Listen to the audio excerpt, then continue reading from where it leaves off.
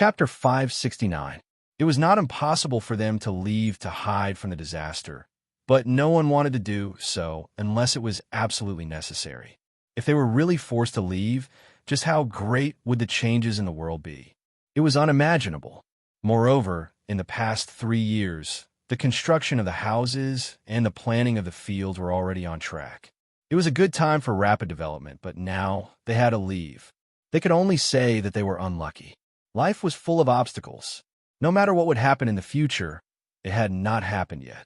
This gave everyone a chance to prepare. They could not wait until the disaster happened.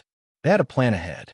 The person in charge of the fields came over to ask Xiao Xian about the planting of the 1,000-grain gold.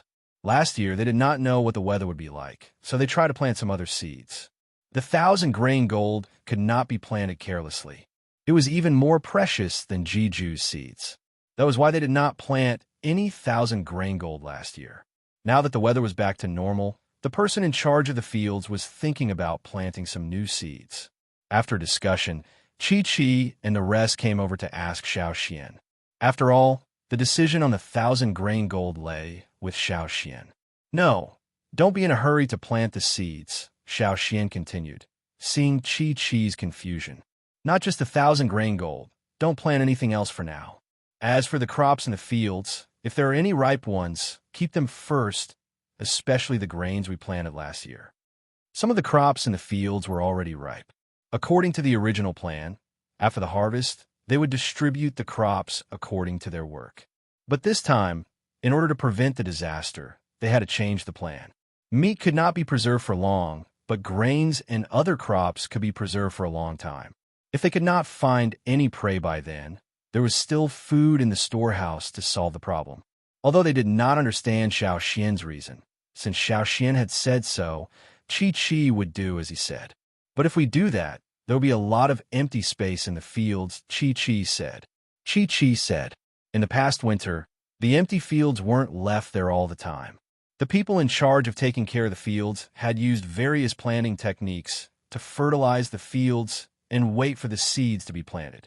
But now, Xiao Xian actually asked them to stop planting. It wasn't that they had any complaints, they just felt that it was a pity. When Xiao Xian said that he would not plant anything for the time being, he did not mean that he would not plant anything. It was just that he would temporarily stop sowing those plants that had a long growth cycle. However, he could plant some plants that had a short growth cycle. The time between planting and harvesting was relatively short. Perhaps they would have matured before the disaster struck. At the very least, they would still be able to harvest some. Chi realized something from Xiao Xian's words. He nodded and left with a serious expression. Although Xiao Xian didn't say what would happen, the shaman had told everyone during this year's ceremony that they needed to be extra careful this year. Everything was for the sake of Yinjiao. There was nothing wrong with trusting their decision. Chi went to tell the other people in charge of the fields about Xiao Xian's intentions. Other than Yinjiao, some people in other parts of the continent also had a premonition of what was going to happen. For example, the Mang tribe and the other large tribes. The shaman wasn't an idiot either. He had a premonition before, but it wasn't strong at the time.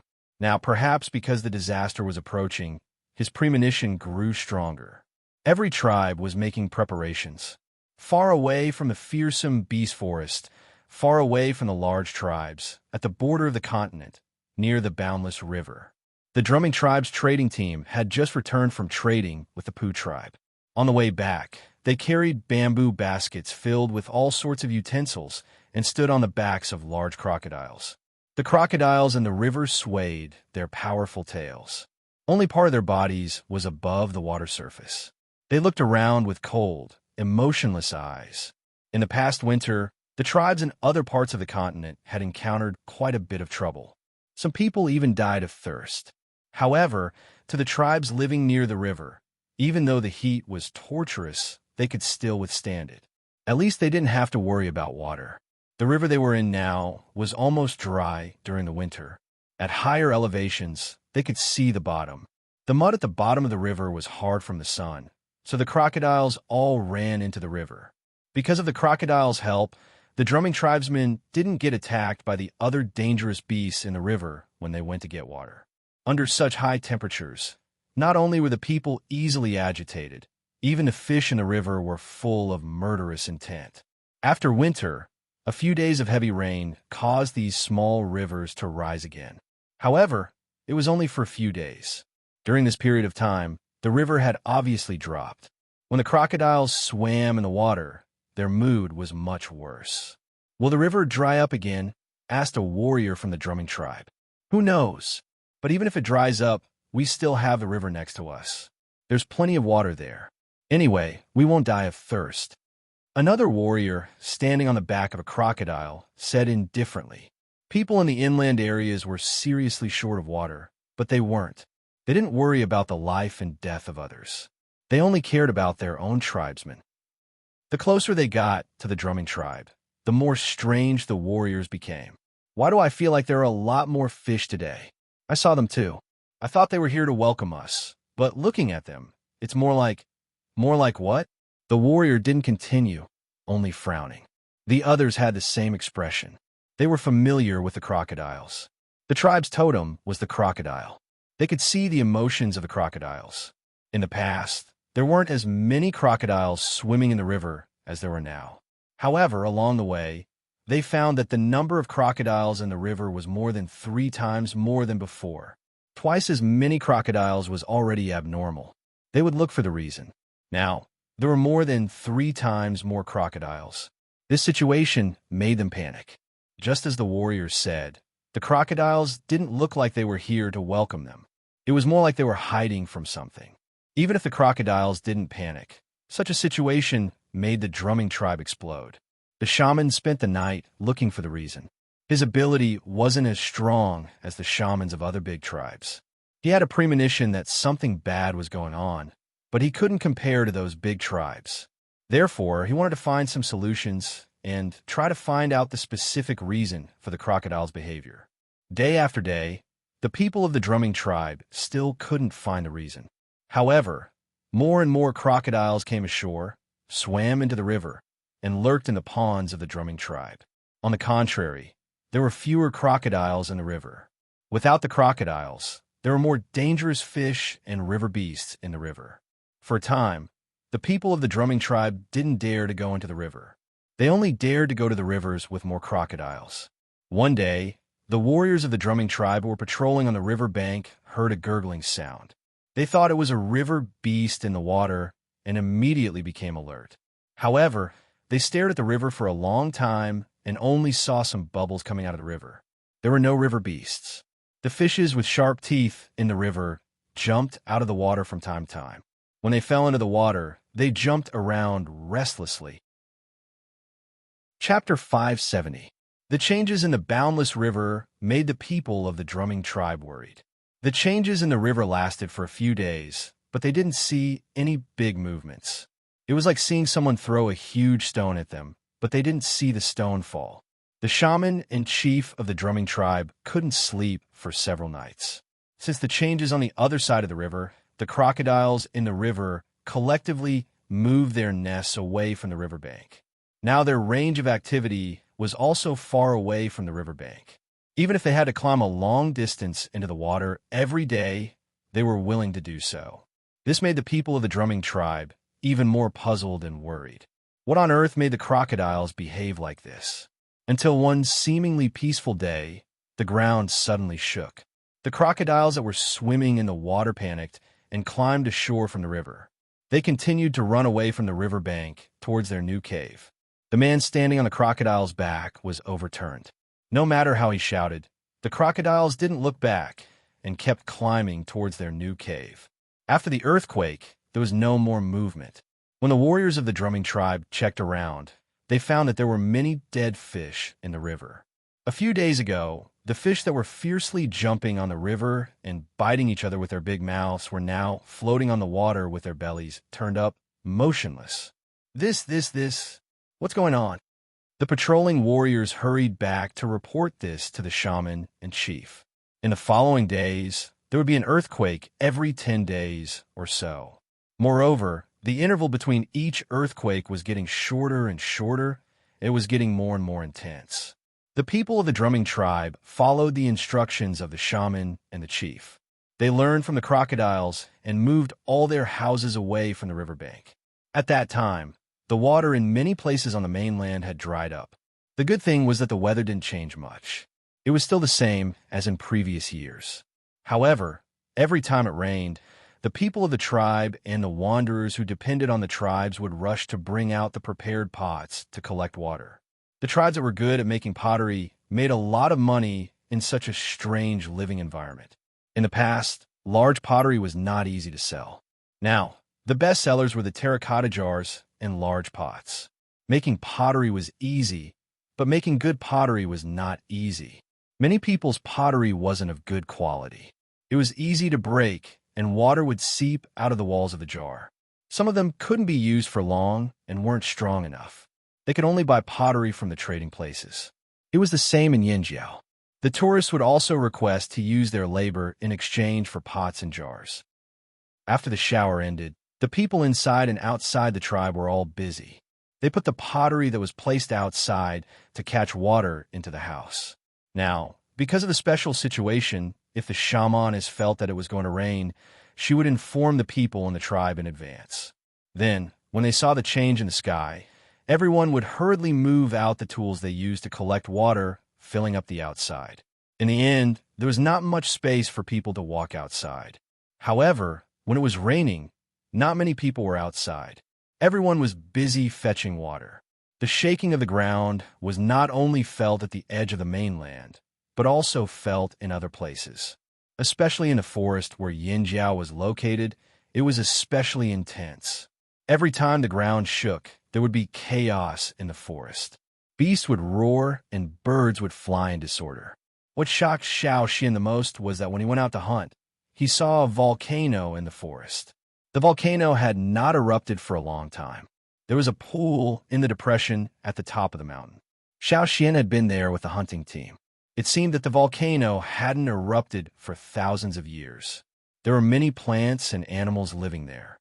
Xiao Xian didn't pay much attention to it at that time. But this time, when he went out with the hunting team, carrying the prey to the cave where they rested, Xiao Xian saw the towering mountain that was thousands of meters above the ground. It looked the same as before, but it gave Xiao Xian a strange feeling. Xiao Xian also asked the others in the hunting team. When they saw the volcano, they didn't feel anything special. Only Xiao Xian felt more and more frightened. He always felt that there was a ferocious monster hidden under the tranquility. It might not be that there was a giant beast living there.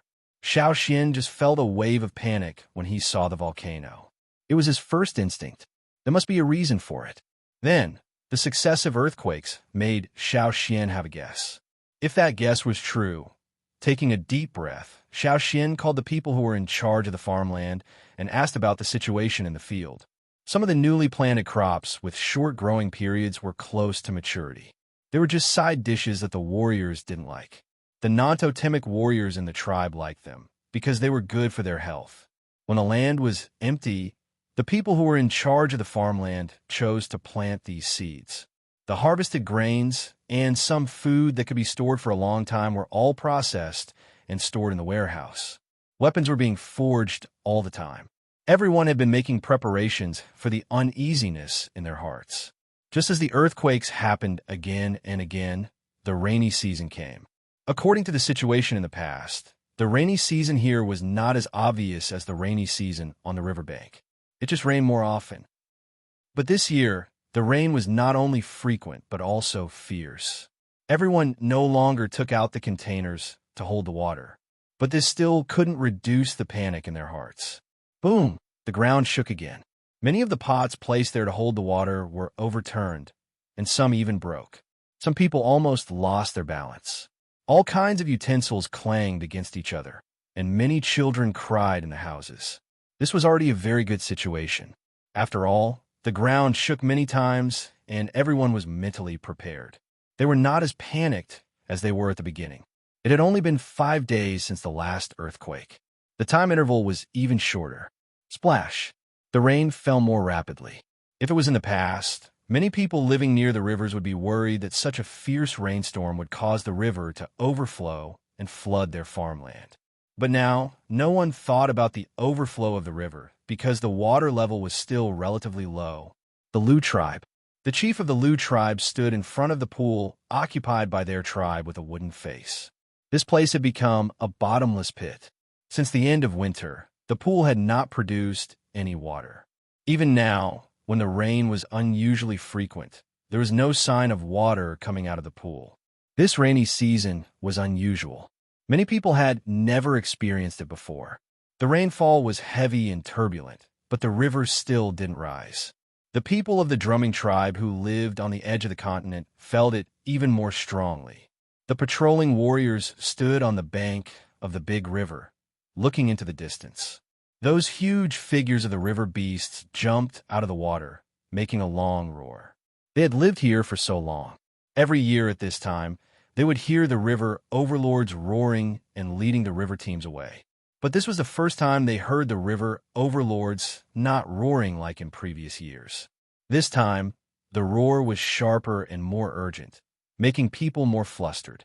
Moreover, according to the annual pattern, the various river beasts in the river would leave during the rainy season. However, the situation of the river beasts leaving this year had happened long before the rainy season had even arrived. This year's rainy season, the river beasts left very early. This year's rainy season, the crocodiles of the tribe did not leave, but they rarely appeared. The situation of going into the river was even rarer. Most of the time, they stayed far away from the riverbank. This year's rainy season, the water level of the boundless river began to fall in advance. Before the rainy season ended, the fall was obvious. No matter how heavy the rain was, it couldn't save the falling river. What do you think will happen? A warrior of the drumming tribe was drenched in the rain, wiping his face and asking. After he asked, he didn't hear the response of the others in the team. When he looked to the side, the warriors were all staring at the river, as if their eyes were going to pop out. Their faces were ashen, as if they had seen something extremely terrifying. What are you looking at? Look at how scared you are. Before he finished his sentence, the warrior also saw the situation on the river. In fact, they didn't see it clearly. After all, it was far away, and there was a thick curtain of rain obstructing their vision. They could only see a blurry shadow. But it was this blurry shadow that scared the patrolling warriors so much that they almost suffocated. In the river that had fallen a lot, on the surface of the water in the distance, there was a river beast that had appeared. The river overlord that used to give people an unparalleled sense of oppression suddenly exploded. Yes, it exploded directly. It was like a piece of soft mud that was squeezed hard by someone. In the distance, there was a bloody scene. The cry of the river beast stopped abruptly, and no other river beasts appeared. Everything on the river seemed to have suddenly quieted down. Perhaps there would be some sound at the point of the incident, but the river bank was far away, and there was the noise of the rain falling constantly, so the warriors of the drumming tribe couldn't hear anything else. In the distance, the river seemed to be shrouded in a bloody mist, and they couldn't see anything else. The rapid rain fell on people, fell into their eyes, and flowed through the narrow pupils of the people of the drumming tribe. They could bear the water entering their eyes, but the sudden rain fell too quickly, and it caused a little discomfort in their eyes. But at this time, that discomfort couldn't affect the mood of the warriors at all. After a little silence, the warriors of the drumming tribe reacted, and they all took a deep breath of the cold water vapor. The rain poured into the trachea from the nasal cavity, and several warriors were choked, coughing as if their lungs were going to be coughed out. In fact, the choking of the rain wasn't serious, but they had just recovered from the shock and just wanted to do something to vent their fear. On the river, that was the overlord of the river. Everyone was extremely afraid of it and admitted that it was the overlord of the river. However, the huge overlord of the river turned into a bloody mist in an instant. What kind of power was that? Chapter 571. Above the river, the bloody mist in the distance became thinner and thinner as the surface of the river fell. Finally, it disappeared. In the end, the people of the drumming tribe didn't know what happened on the river. After they saw what happened on the river, the whole tribe once again moved away from the riverbank, further away from the riverbank. Although they didn't get close to the river, The people of the drumming tribe could guess the situation on the other side from the movements of the nearby rivers. Before they moved back, the water in the big river had already started to fall. Some of the small rivers that connected to the big river had also started to change. It was similar to what happened after the end of the rainy season in previous years. However, this time, all the changes were brought forward. Moreover, the water level in those small rivers was also unprecedentedly low. The rain continued, and it lasted longer than in previous years. The water level in the nearby rivers didn't rise. The crocodiles of the drumming tribe all seemed to be frightened. They always hid in their nests and didn't leave. At most, they would go into the river to fish or hunt other prey. Some of the more irritable crocodiles would even fight. The crocodiles were anxious and worried, and so were the people of the drumming tribe. It wasn't just them. On this continent, people from other places and within each tribe were all filled with a sense of panic. Especially the shamans of the few large tribes. They always felt very anxious, as if a beast that had been lurking for a long time was about to bare its fangs. However, where this beast was, what it looked like, and what kind of threat it would pose, they had no idea. Fearsome Beast Forest Yinjiao tribe. In the house, Old Ku's stone crafting sound had no rhythm. This wasn't Old Ku's usual style, but at this time, Old Ku was already absent-minded. His eyes weren't on the stone he was crafting. He was staring at a certain spot, but there was no focus. Xiao Xian looked at the sky, which was still raining, and didn't say a word. Suddenly, the sky seemed to change its style. A dark scene replaced the rain falling from the sky. The sky seemed to be dyed with a mass of ink, and the ink was spreading quickly. Flashing lightning cut through the darkness and scattered everywhere. Xiao Xian couldn't help but take a deep breath as a huge pressure and panic suddenly assaulted him. Even his hair stood on end. However, when Xiao Xian quivered and looked again, the sky was still the same as before. Dark clouds covered the sky, and rain poured down hastily. Where did the lightning and ink come from? No, that's not right. Xiao Xian paced around the room. This feeling was too familiar. It was not every time he would get a revelation from the dream. He would also see some situations that others could not see. It happened a long time ago, but this kind of situation did not appear often. Xiao Xian's sudden impatience snapped Old Ku out of his daze. Stopping what he was doing, Old Ku walked to the door of the stoneware workshop with his cane. He looked over at Xiao Xian and asked, "What's wrong?" Xiao Xian's violently beating heart still hadn't calmed down. When he heard Old Ku's question, he didn't explain much. Instead, he said, "I'm going to the shaman."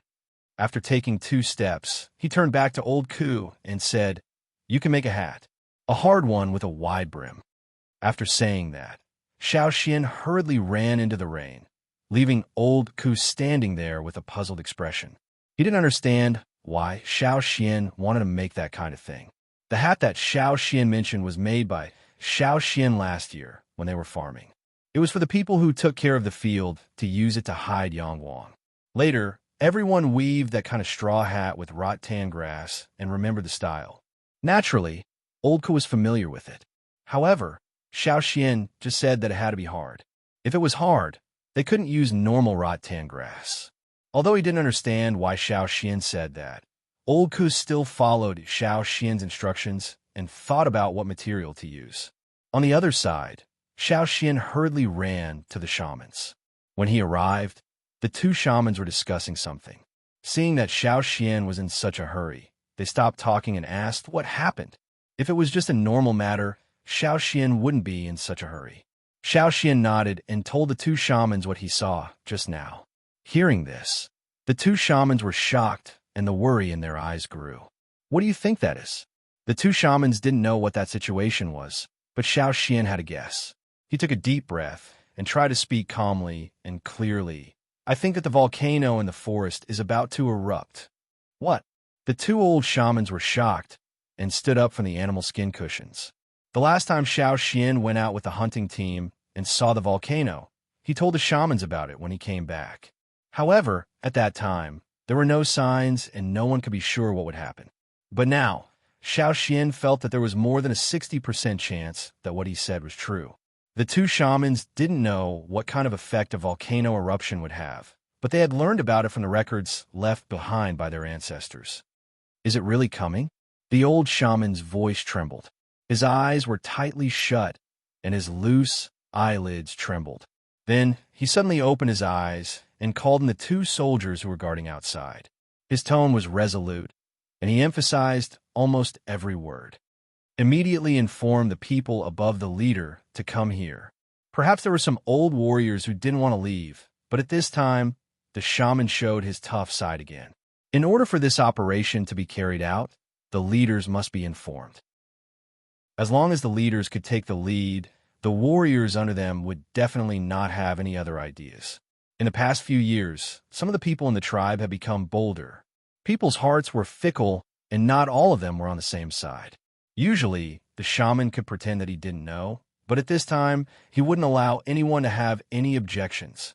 The two shamans had the same idea. It wasn't that they were bossy and arbitrary, but they were afraid. The natural disaster that Xiao Xian mentioned was actually not the most important thing to them. What they were most worried about was whether the tribe would split again. If there was a difference in beliefs, would they encounter the same thing that happened to their ancestors 1,000 years ago? After all, this time, the situation might be similar to the disaster 1,000 years ago. Not long after, the 3 team leaders and 20 team leaders, after being informed, didn't dare to delay and ran over in the rain. The shaman briefly repeated Xiao Xian's words, then said, "What I mean is, our tribe should be prepared to leave." Although they were already mentally prepared, when they heard this decision, they still couldn't bear to leave. "Then when will we leave?" Ao's voice was hoarse, and there was obvious fatigue on his face. There were dark circles around his eyes, and he hadn't slept well these days. In response to this question, the two shamans looked at each other, then at Xiao Xian at the same time. Xiao Xian paused, then said, "We'll leave as soon as the rain stops. In the next few days, everyone should be prepared. If you lose everything, you can start over again, but if you lose your life, you lose everything." The rain continued for a few more days, until one day, it suddenly cleared up, and Yangguang was radiant.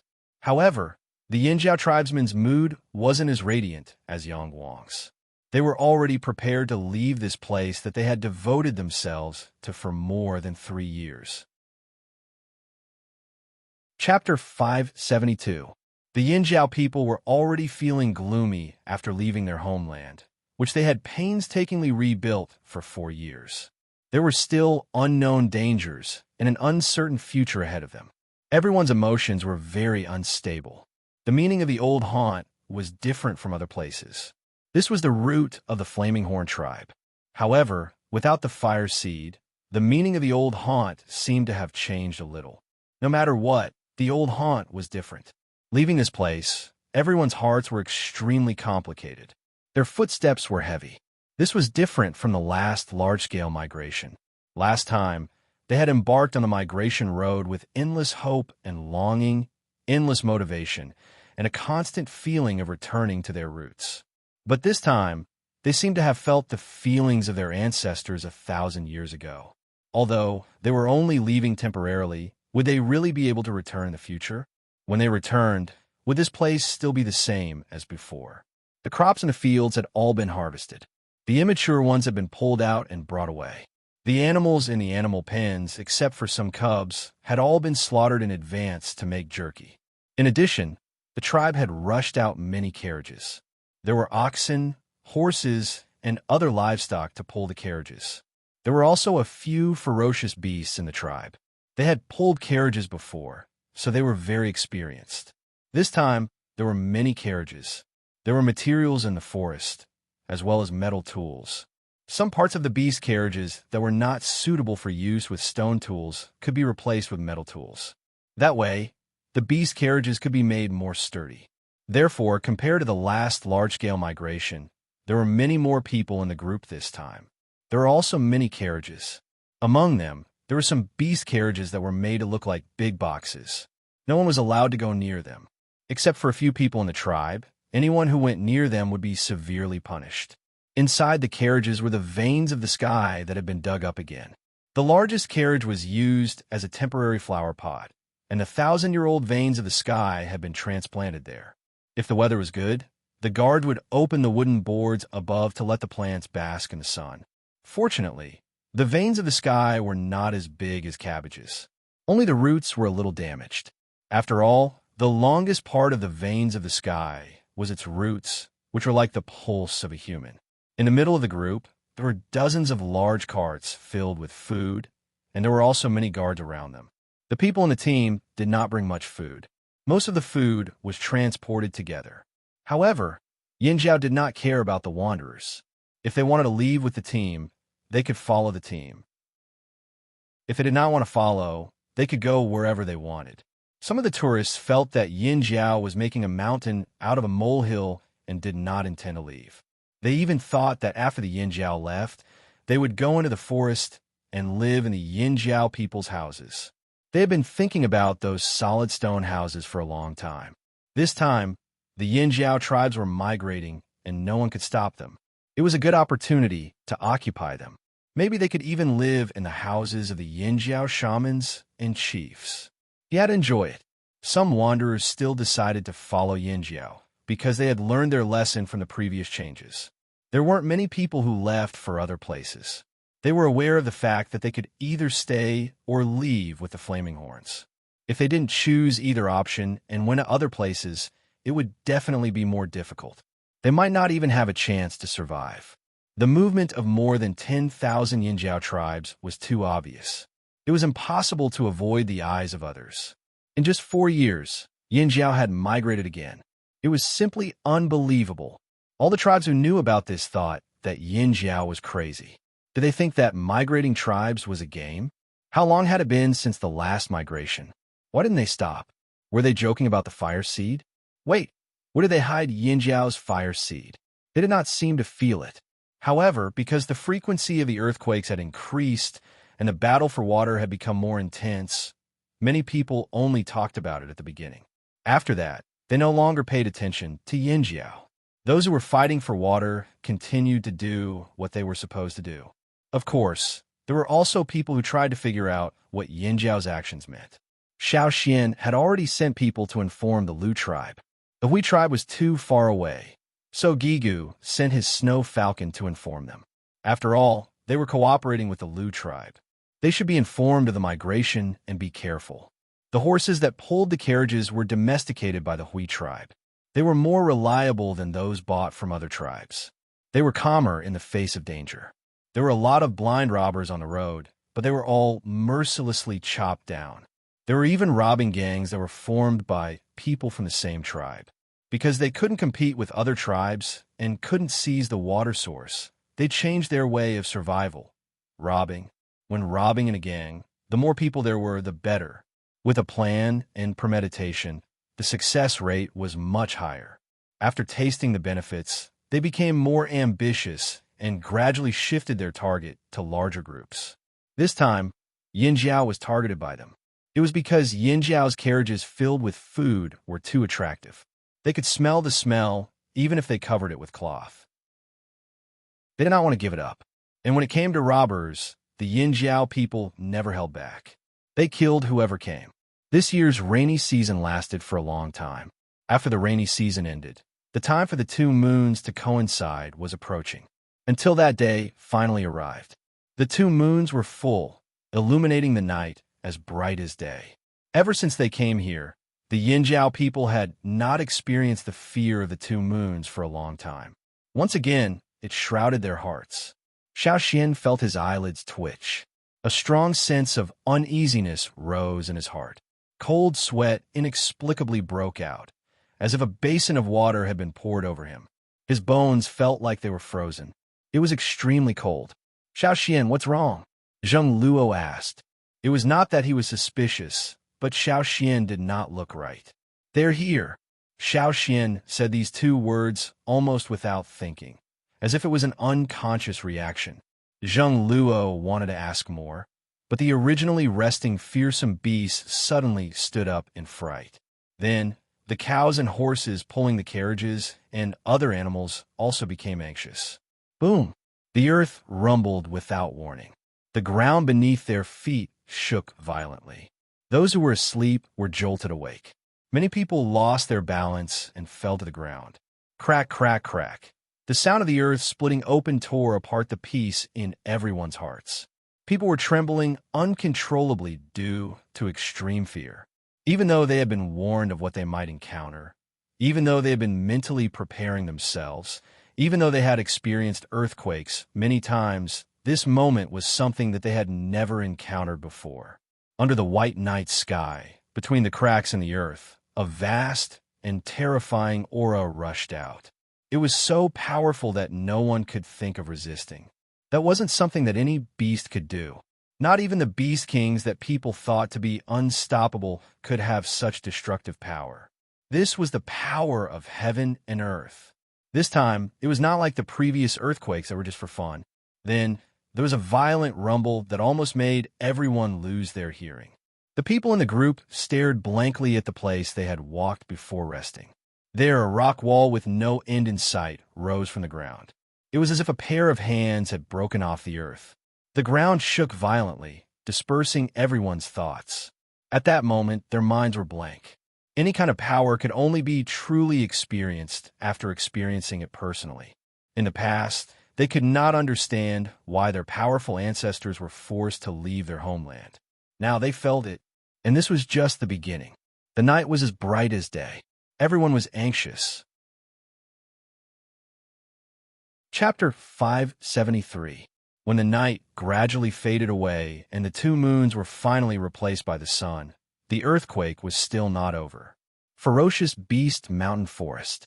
The chaos had already begun before the earthquake. The ferocious beasts who had a bad premonition took action first. Even if they were mortal enemies who fought for territory on normal days, now that they met in the forest, they would not look at each other. They were running for their lives. Perhaps because their level of evolution was higher than the other ferocious beasts in the forest, they could feel the approaching threat more clearly. They had no other thoughts now. There was only one thought in their minds, and that was like an instinctive reaction from the bottom of their hearts. Run. Run to a place far away from danger. Therefore, many ferocious beasts fled in all directions. Because of their movements, the forest was also stirred up. Until the roar came, the whole ground began to shake. The forest seemed to have completely lost its balance and was in chaos. Fissures suddenly appeared in this mountain forest that was home to billions of creatures. Some of the beasts that couldn't escape in time fell directly into the fissures. They only had time to let out a cry of despair. The ferocious beasts who could not stop in time fell one after another. Those who managed to stop were also knocked down by the ferocious beasts behind them. They became the souls of the dead under the cracks. A ferocious beast used its powerful jumping ability to cross the cracks that had just appeared. However, it did not even have time to rejoice.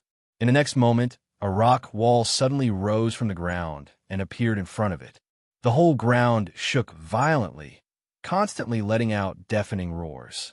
No matter how majestic and ferocious the ferocious beasts were, at this moment, in front of such power, they could only tremble. The pool at the top of the volcano that Xiao Xian had seen before was long gone. Moreover, before Xiao Xian and the others left, there were warriors who went to check it out. In the depression, there were only some melted rocks.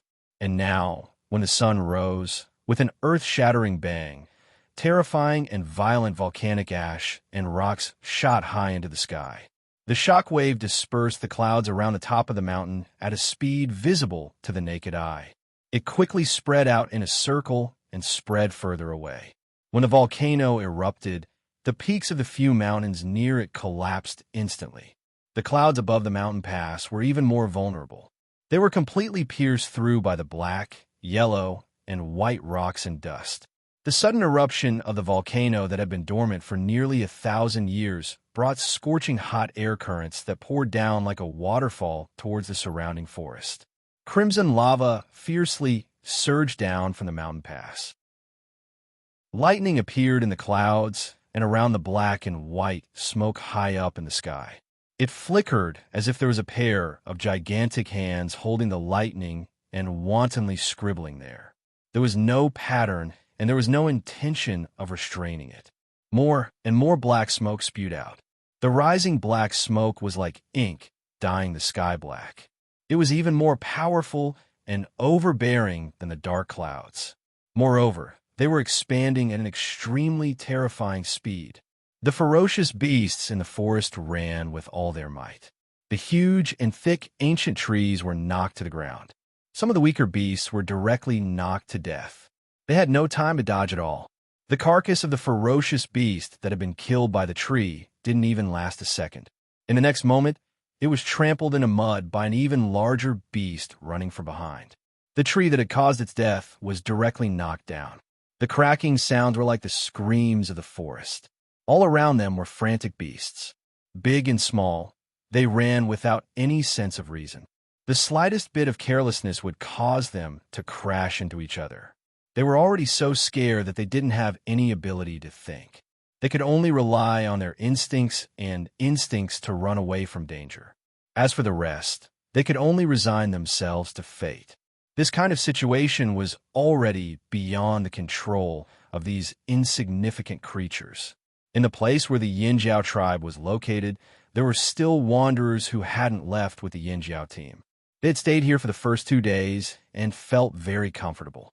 They had big houses to live in, and some people had even changed the houses that the shaman and chief had lived in. Because of this, a few wanderers had even fought for a while. They went to each house and found some things that the Yinjiao people had forgotten or didn't take with them. There were some abandoned gold wares and some food. They had originally planned to search all the houses in Yinjiao and then leave for other places. They weren't really stupid. It wasn't that they didn't know the danger here. They just took the risk out of desperation. They thought that after the Yinjiao left, they would pick up the leftovers and then leave with the trophies to exchange for more things in other places. However, everything happened too fast. Before they had finished searching all the houses, the unforeseen event had already happened. The violent shaking of the ground had already caused nearly 2/3 of the houses to collapse. Among them, there were many stone houses that were once considered solid. However, under such an earthquake, they couldn't withstand it. However, the wanderers who stayed mainly lived in the core area of Yinjiao, where the chief, shaman, and leaders lived. Those houses were built by more powerful warriors. Compared to the other houses, the majority of the wanderers had survived that night. However, the remaining houses would not be able to hold out for much longer. But this time was different from the past. First, there was a shocking explosion. They didn't know what had happened. Countless beasts ran out of the forest. They were so scared that they didn't dare to go out of the house. Although there were beasts rushing out of the forest on the previous night when the moonlight was shining, there weren't as many beasts as there were now. The wanderer hiding in the shaman's house was so scared that his face was pale. Big drops of sweat fell down, and his whole body was trembling. Outside, large and small beasts ran past the house. The footsteps didn't mean to stop. Instead, they became more and more frequent. Some even directly hit the house. If the stone house hadn't been built solid, it would have collapsed. However, no matter how solid the stone house was, it couldn't withstand the continuous earthquake and the impact of the beasts. The wanderer swallowed his saliva and reached out his trembling hand. He climbed up the low table on the wall and looked at the small window on the wall. The other windows in the house had already been blocked by him. Now, there was only this small window left. He moved the wooden board away from the window and looked at the sky outside. The shaman lived in a good place. There wasn't much shelter. He could see the tall stone pillar in Yinjiao and the sky. Looking outside, the fear in the wanderer's eyes rose to the extreme. At that moment, he had given up on living. In the sky, the red clouds under the morning sun were quickly dyed black. The rolling, ink-like black smoke covered the sky and was spreading out of the forest. The dense flock of birds tried their best to speed up and leave this hellish place before the black smoke. However, they were still overtaken and swallowed into the darkness. The light of the day was quickly dimming. Rocks and other things were thrown out of the ejecting place like cannonballs. They smashed everywhere in the forest. Even the edge of the forest and outside the forest were not spared. The tall stone pillar that stood near the fire pit was the one that Xiao Xian rebuilt later. The original one survived the disaster 1,000 years ago, but was destroyed by the Wanshur people. The new one wasn't as lucky as the old one. This time, the disaster was more serious than the one 1,000 years ago. Bang, bang, bang. The falling stones smashed down one after another, smashing into the house and the stone pillar, causing stone chips to fly everywhere. The roars of the beasts, the explosions, and the sound of the rocks hitting each other intertwined. It was so loud that no one could hear anything else. When the last light disappeared, it was pitch black all around. The explosions continued. The panicked beasts were still frantically looking for a way out in desperation. The black smoke in the sky continued to spread. Below, it was like the end of the world. Chapter 574. At the place where Xiao Xian and the others were resting, they also heard the deafening sound of the eruption. It wasn't just at the Yinjiao team's resting place. Some tribes even further away heard it too, but they didn't know what it was. Originally, they planned to continue their journey after taking a rest. Before they left the tribe, they had discussed several times. Finally, according to the simple route left by their ancestors, they selected some places where the tectonic plate movements were not so strong.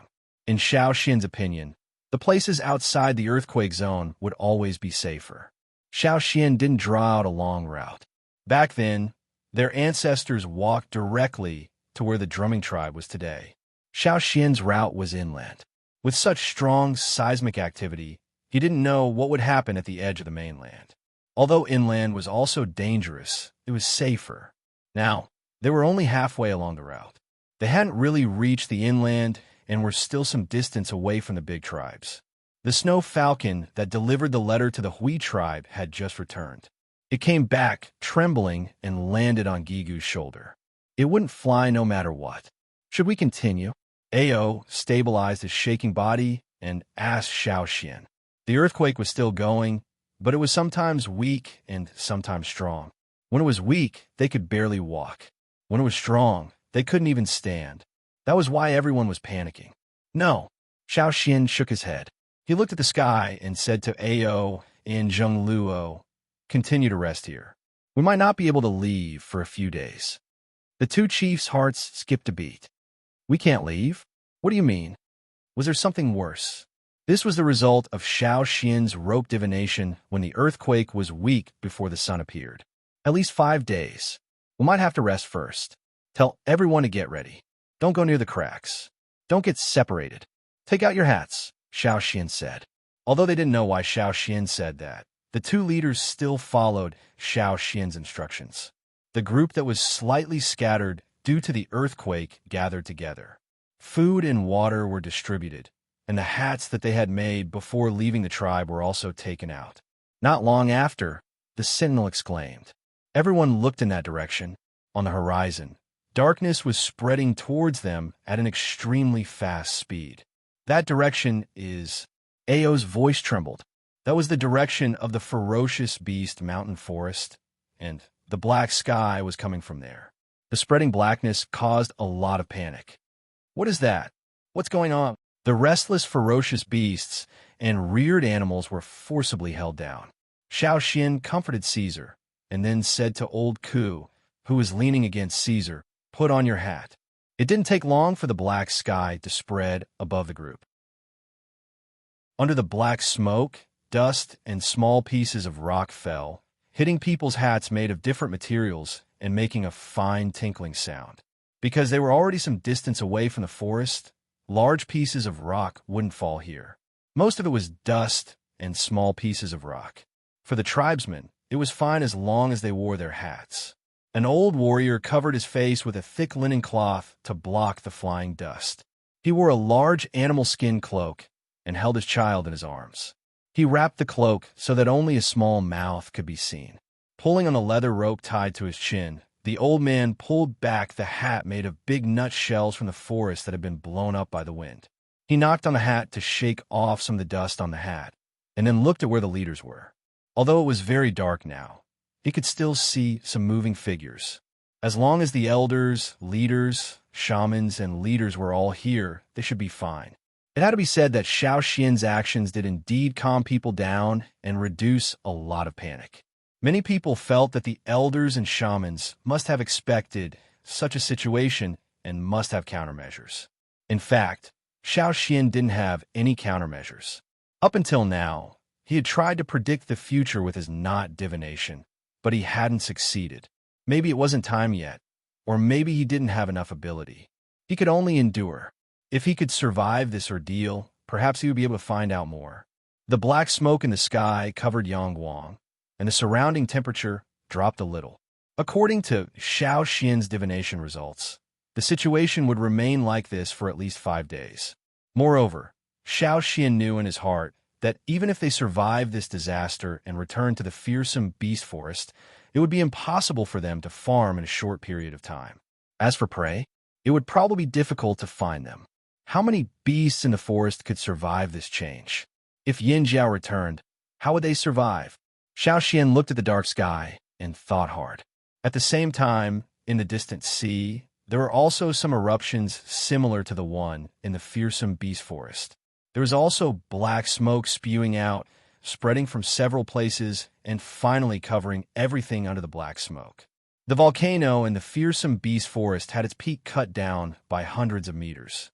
Moreover, as the volcanic ash and magma continued to erupt, this change continued. Waves that were hundreds of meters high rose from the surface of the sea and surged forward.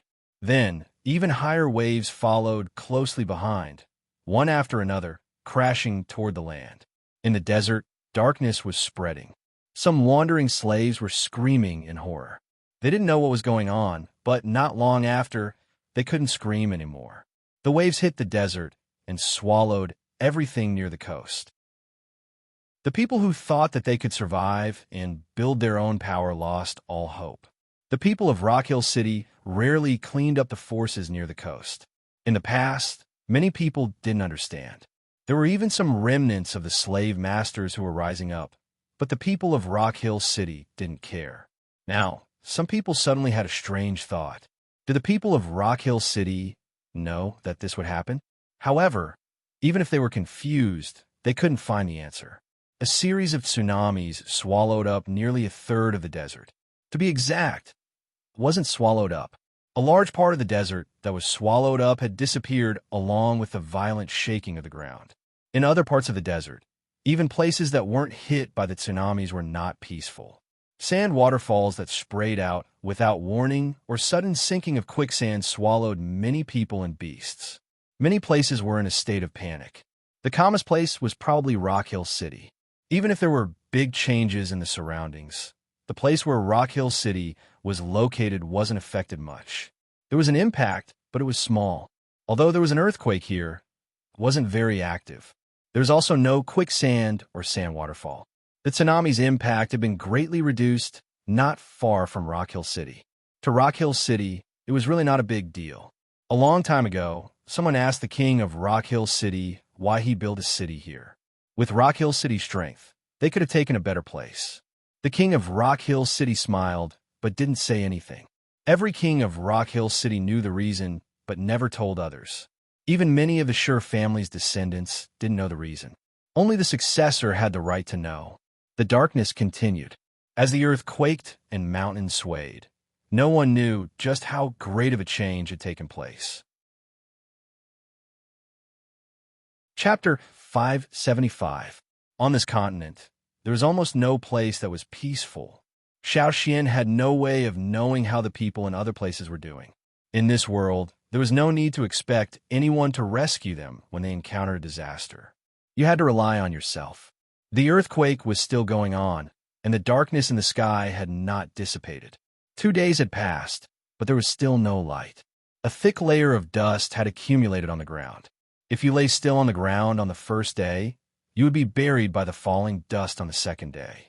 In the darkness, in the midst of the earthquake, large tents were set up in the tribe. Xiao Xian had made these tents before he left the tribe. The tents were made of animal skin, which was much stronger than linen. The tents were set up with specially made metal poles, which were tied with the strongest rattan ropes. The poles were tied to large stones that were carried over. 2 or 3 warriors sat on the large stones. If the stones rolled to other places due to the earthquake, they would move them back to maintain the stability of each tent. In the tents, there were children and women without totemic power, old people who could not move freely, and wounded people who had been injured in the earthquake.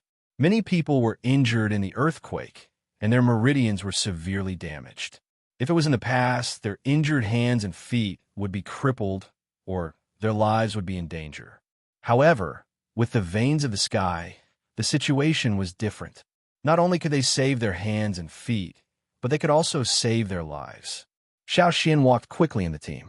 Others needed to rely on the water moon stone to illuminate the surroundings, but he did not. If there were people who were seriously injured, he could find them faster. He called a team of people who were responsible for transporting the wounded. Xiao Xian and the others carried the injured people to the tents. Inside, Gue Zhe brought over a batch of newly made medicine and distributed it to the people who were taking care of the wounded. "How is the situation?" Xiao Xian asked. "It's okay for now. There are not many who are seriously injured." Gue Zhe handed a small pouch made of animal skin to Xiao Xian. "There are some newly made medicines inside. Distribute them to the other warriors. They will feel better." Xiao Xian opened the animal skin bag and took a look inside. The bag was filled with small pills, but the amount was smaller than usual. They had to be frugal now. No one knew what would happen later, so they had to keep some medicinal herbs in reserve. If it wasn't for the fact that his injuries were critical, he would have been more frugal with his medicine. Xiao Xian could understand this.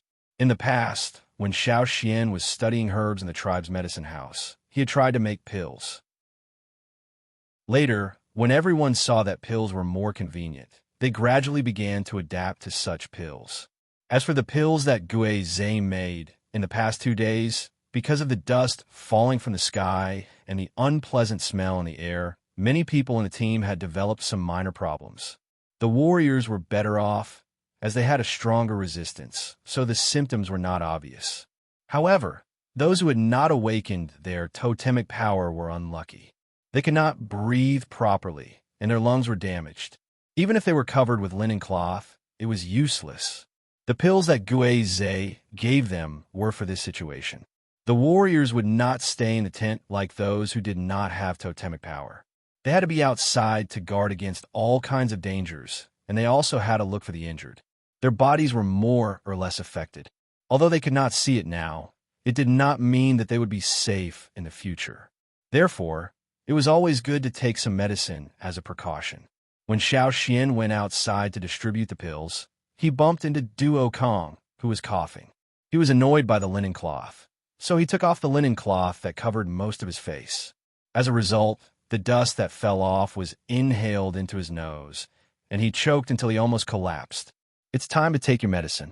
Xiao Xian handed him a pill. "Although it's uncomfortable to cover your face with linen, it's still better than you."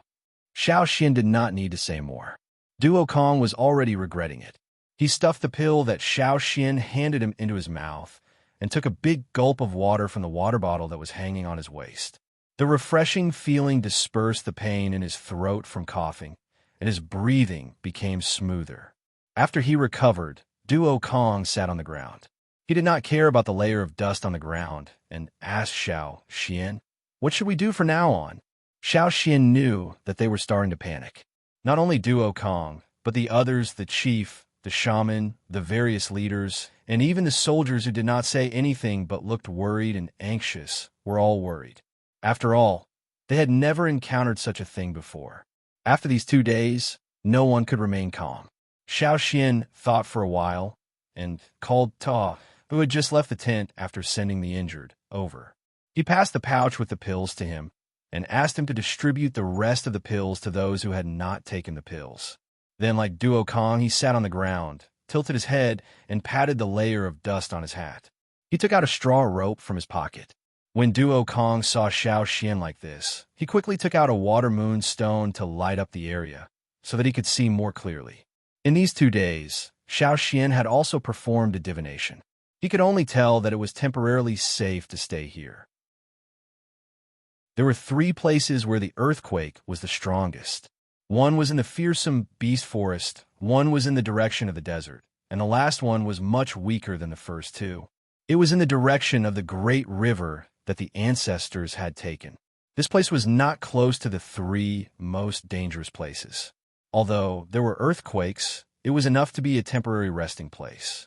Once again, Xiao Xian immersed himself in the knot divination. Perhaps it was because he had experienced so much, and the changes that happened in the past 2 days, his ability to predict things had become stronger. With his current ability, the number of things that he could divine gradually increased. Therefore, Xiao Xian was now performing 2 divinations a day. He hoped that he could divine more things. At such a time, the more he knew, the higher his chances of survival. During one of the 2 divinations a day, Xiao Xian would divine the location of the path of survival and the direction that the tribe should go. Even if he wanted to use the fire seed, it was impossible. Now that there was no fire seed, even the shamans could not know the correct path from the totemic flames in their bodies. Under the weather, the fire seed was powerless. Sometimes, it was better to rely on one's intuition. Xiao Xian's intuition was to follow the path that the ancestors had taken. However, he was leading a tribe after all. If he was not confident, he would not act rashly. After the divination, Xiao Xian looked at the knot that was finally tied. He understood the meaning of the knot and felt slightly relieved. As expected, what's the result? Ao, who was watching from not far away, could not help but walk over. He just wanted to check on the wounded, but when he saw Xiao Xian sitting there with a straw rope in his hand, he suddenly understood. However, he did not dare to disturb Xiao Xian. He knew a lot, and he also understood that knot divination was not so easy to succeed. In addition, the current situation made him even more nervous, so he did not dare to take a step in that direction. Now that he saw Xiao Xian successfully tying the knot, he could not wait to come over. When the earthquake stops and the sky clears up, we will go that way. Xiao Xian pointed in a direction and said, "That way? Follow the path that the ancestors took?" Ao asked. "Yes." Chapter 576.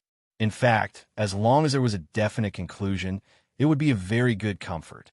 Xiao Xian's conclusion was undoubtedly a reassurance to everyone. But what followed was a complicated feeling. After all, that direction was not the direction of the old haunt. After leaving the old haunt, they couldn't go back? Were they abandoning the old haunt? For years of cultivation and construction were all gone. In the end, they couldn't stay in Yinjiao's glorious old haunt. What a depressing fact. In fact, long before the disaster began, some people were already mentally prepared. They would probably leave the old haunt like their ancestors and find a new place to live temporarily. Then, one day, their descendants would go back to the old haunt, right? But at the same time, some people had other ideas. After all, the old haunt was so attractive and cohesive, not only because it was Yinjiao's old haunt, but also because it was the fire seed. The fire seed's fire vein was in the old haunt. Back then, the fire seed was not complete. If they wanted the fire seed to be complete, they had to go back to the old haunt. But now, not only was the fire seed complete, but it had also undergone a huge change. It had been integrated into the blood of the Yinjiao people and would be passed down generation after generation with the Yinjiao people.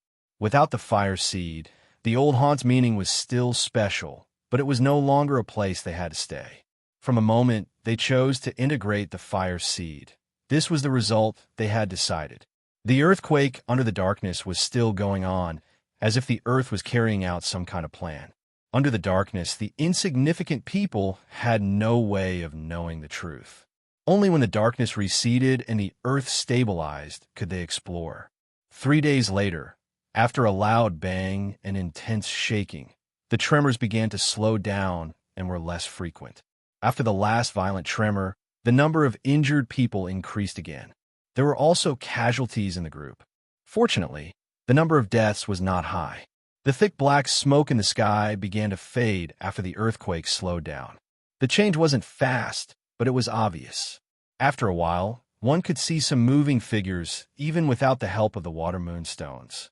This was a good sign. The team began to reorganize and count the number of people. Although the change this time was earth-shattering and made people confused, Most of them survived. Even the wanderers who had been following the Yinjiao team survived.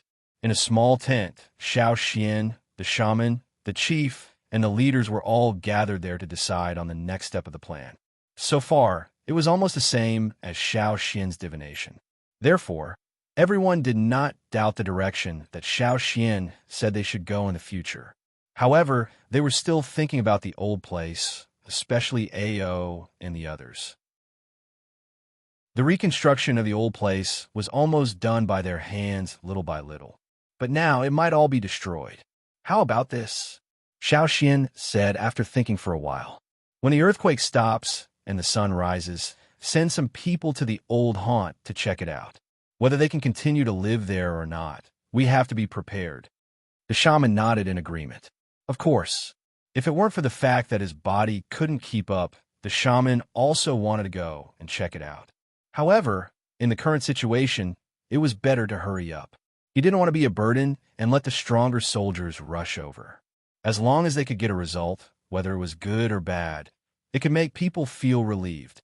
A day later, although the sky was still gray, compared to the complete darkness of the previous few days, it was much more reassuring. At least now, they could tell when it was day and when it was night. The earthquake had made people dizzy and confused. They had no sense of direction or concept of time. Now everything was finally coming back. Everything was stabilizing. Xiao Xian and the others had to take action first. They wanted to go to the old haunt. As the shaman said, they were always thinking about it. They would feel uneasy if they didn't take a look. They might feel even more uneasy if they took a look. Xiao Xian thought to himself, the team couldn't all return here, so only about 20 people were chosen. In terms of feelings for the old haunt, naturally, those who first set foot here had deeper feelings. Therefore, when choosing people, they mainly chose people from Ao's side. Although Zheng Luo's people also want to take a look, they weren't that obsessed. Secondly, there were more Yinjiao people here. They needed to stay here and guard. The group of 20 people ran towards the old haunt. A thick layer of dust was lifted from the ground. Everywhere they went, they left behind a trail of dust. The dust in the sky hadn't dispersed completely. Yang Guang couldn't see clearly, but it was enough for him to see everything around him. If it wasn't for the blurry sun in the sky, they wouldn't be able to tell where they were. Everything had changed. The ground rose and fell. The low ground had become high cliffs. The few hills they passed on the way were still there, but others had disappeared. There were no living things on the ground. Perhaps there were bones buried under the thick dust. Perhaps there were lives that survived the disaster. Occasionally, some birds could be seen flying in the sky. It gave people a feeling of confusion. At this time, those who were hiding didn't have the courage to come out immediately. Xiao Xian and the others returned to the old haunt. They didn't see anyone else. This is it. Xiao Xian stopped and looked ahead. Here, you're saying this is Yinjiao's old haunt. How is that possible? Ao was so shocked that he almost jumped up. The shock in his eyes was obvious. His face was trembling as he tried his best to turn his head and look at everything in front of him. In front of them, it was the same as the other places they had passed. It was even more flat. Other than the color of the dust on the ground, it looked like a desert. But Xiao Xian said this was the old haunt. Ao began to tremble all over. Xiao Xian took 2 steps forward. Then he pulled out his sword and swept away the thick dust under his feet. Under the dust, there were many pieces of gravel that couldn't be seen clearly. Some of them were stained with brown blood. Perhaps they were left behind by the beasts that had fled from the forest. Or perhaps they were left behind by the wanderers who hadn't left. Xiao Xian could see through the layer of dust and see a little of the scene below. In places where the ground bulged, there were piles of stones from collapsed buildings. There were also corpses of giant beasts that had already died. The giant beasts that had once been so arrogant in the forest couldn't escape this disaster. Under the power of heaven and earth, all living things were ants. Perhaps there were all kinds of creatures in the depths of the forest that had escaped this disaster. But right now, the Yinjiao people were only concerned about the ruins of the old haunt. Even if there were other places in the forest where people could continue to live, they were no longer the old haunt. In the hearts of the Yinjiao people, they were no longer the old haunt.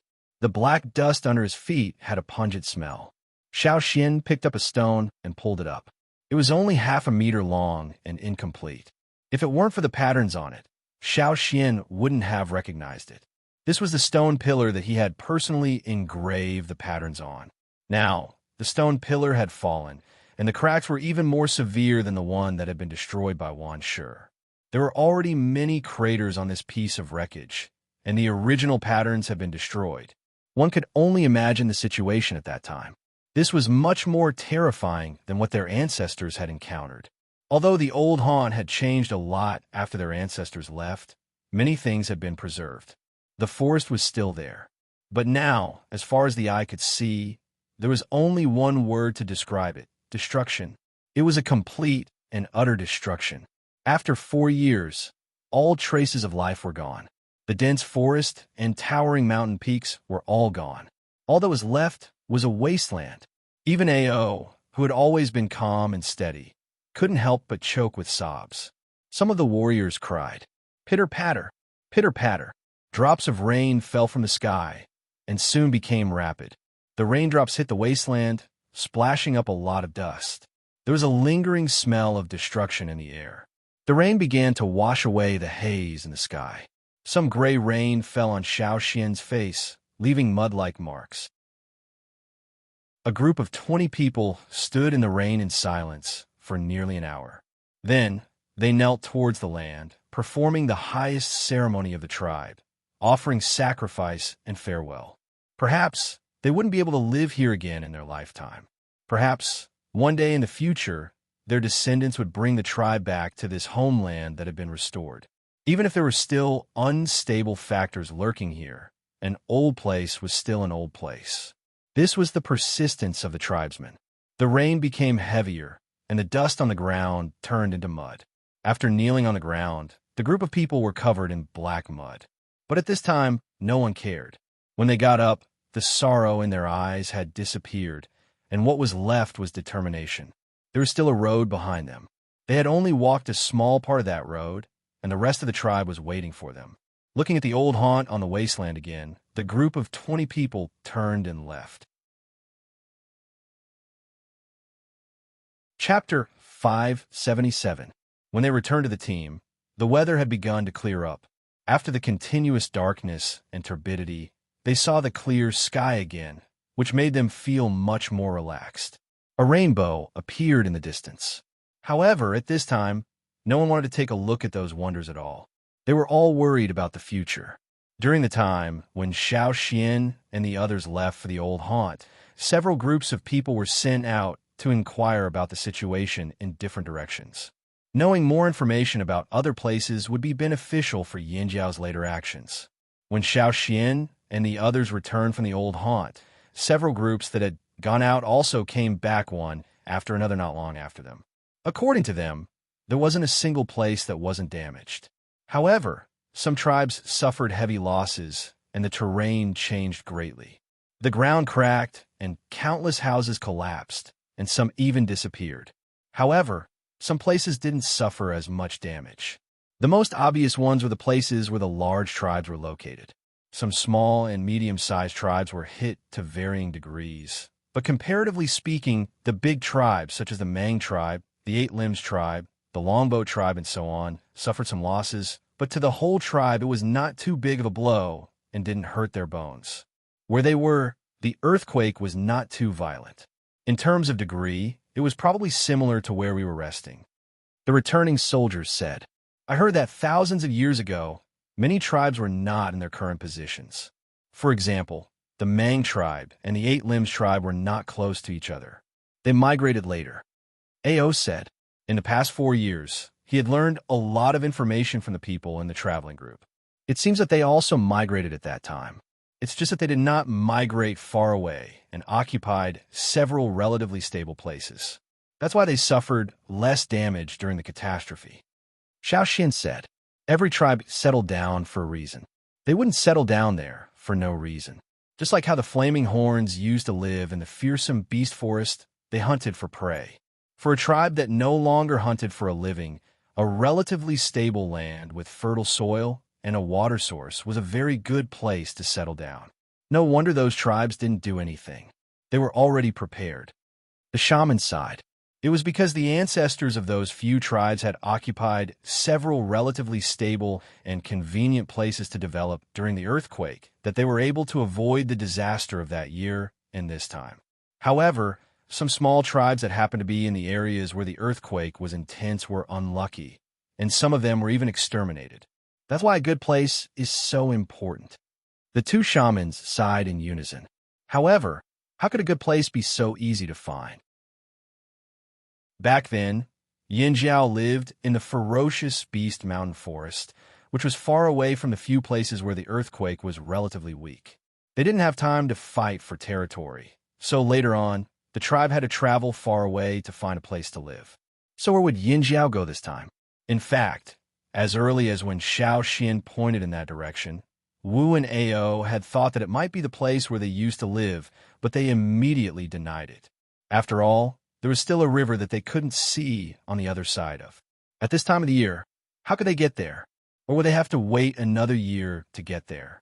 After the people who went out returned, the group set off again. This time, they went directly in the direction that Xiao Xian had pointed out. The old land had been destroyed, and they couldn't go back to live in the short term. They had to find a new place to start over. Although the old land had been destroyed, the harvest of the past 4 years couldn't be erased. Pottery, metalware, textiles, farming, breeding, and so on had made great progress. After being isolated from the world, Yinjiao people were like dry sponges, crazily absorbing everything. In the past 4 years, too many changes had happened, especially the fire seed. Without the power of the fire seed, would the group disperse?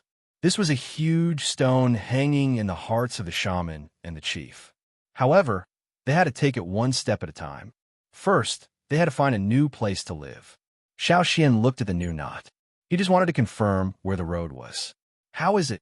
The two chiefs next to him stared at Xiao Xian nervously. Follow the original plan. Keep going in that direction. Xiao Xian balled up the rope in his hand and squeezed it with his fingers, crushing the knotted rope into bits of grass. In fact, Xiao Xian had thought about whether the knot divination was pointing to the place where they had lived in the past. After all, in terms of living conditions, it was indeed a very good place. It was very suitable for the Yinjiao people. Otherwise, the Yinjiao tribe wouldn't have been able to live there for nearly 1,000 years and still be living well. However, the river was the biggest obstacle. The long group continued to move in that direction.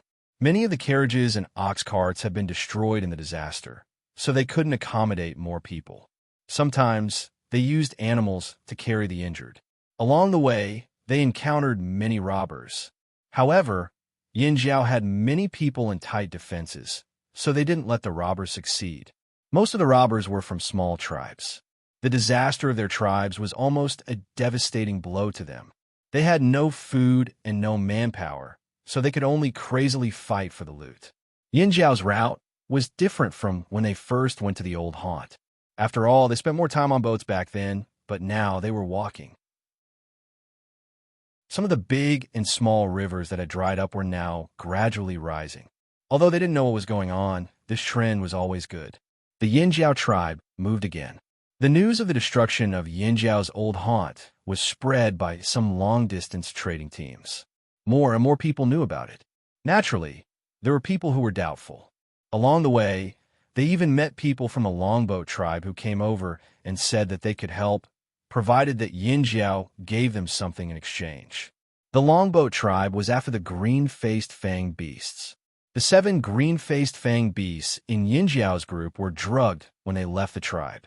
When the earthquake happened, the 7 beasts were unconscious. Now, they seemed to be waking up. Fortunately, they were enslaved by Xiao Xian, so their aggression was restrained. After the longboat tribe brought back the green-faced fang beasts they caught in the mountains, they tried to forge them. Unfortunately, they didn't succeed. However, they learned some things and wanted to try again, but they didn't have the materials. Coincidentally, Yinjiao's disaster happened, so they wanted to take this opportunity to make a deal. Yinjiao refused.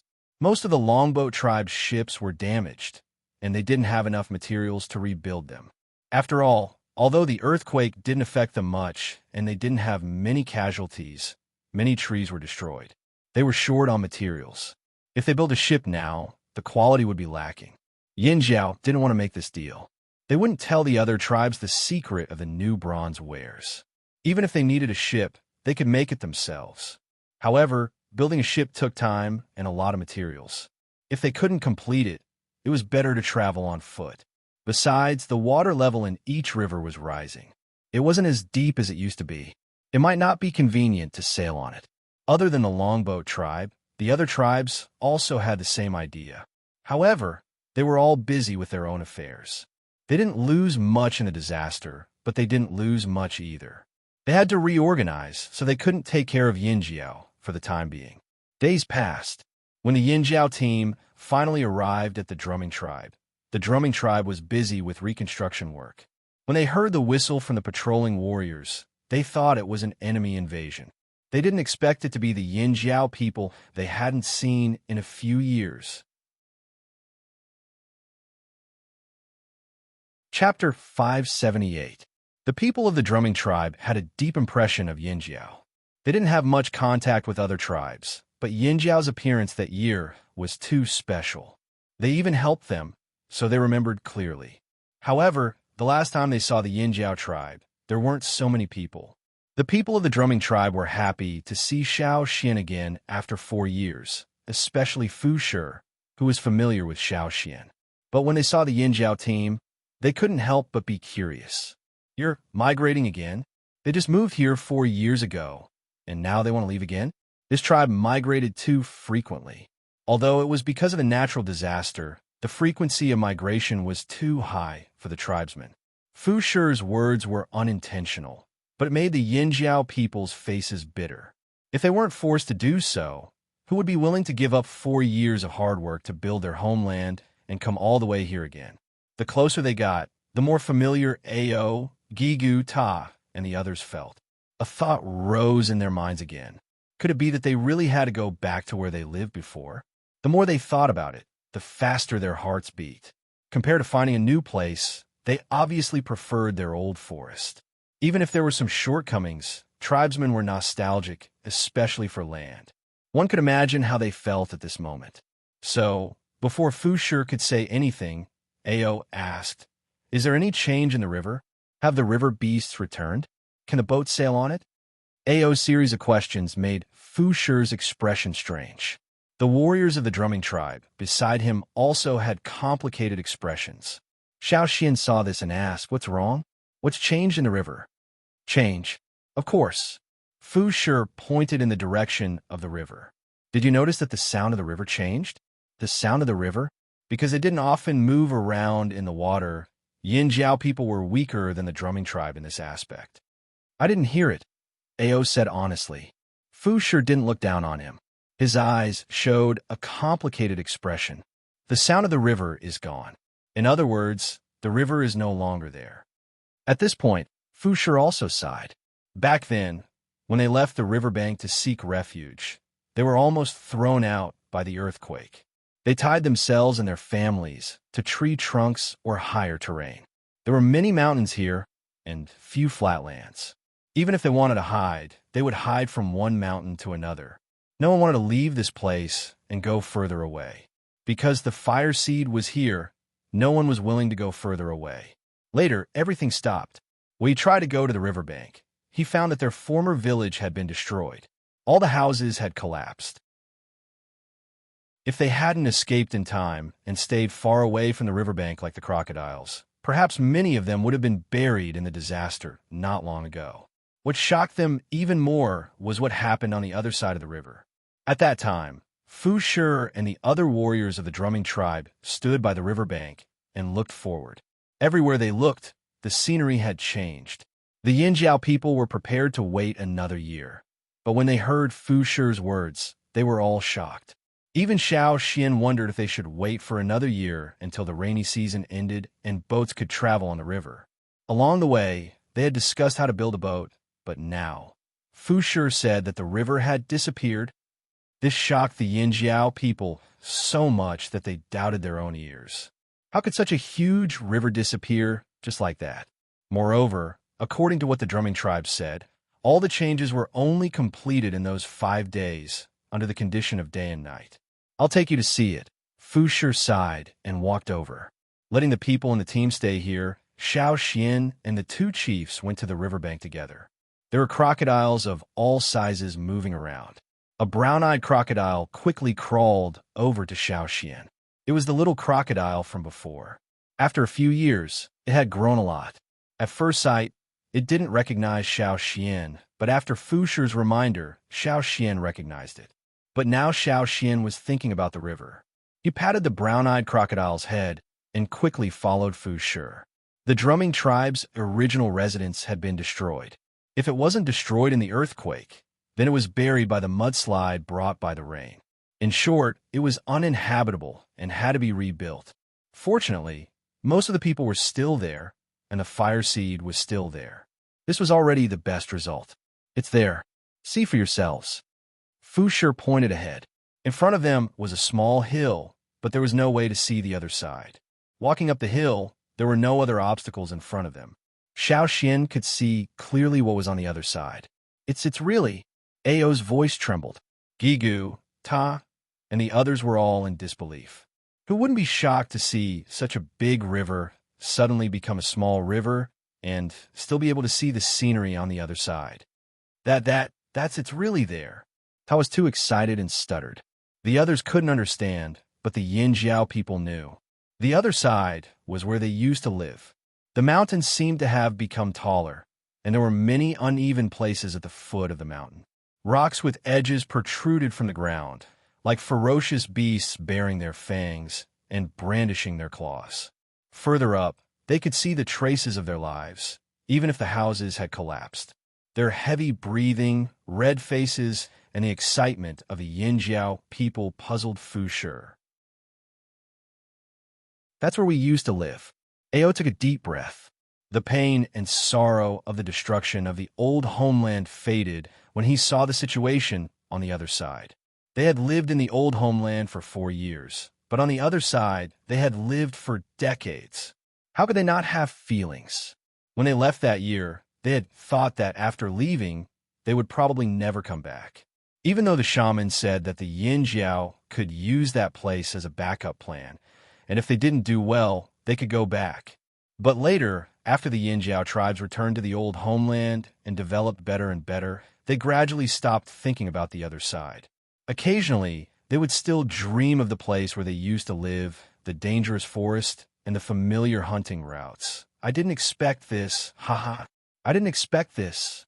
Ao took another deep breath, and then let out a long breath, as if he was spitting out all the depression in his heart.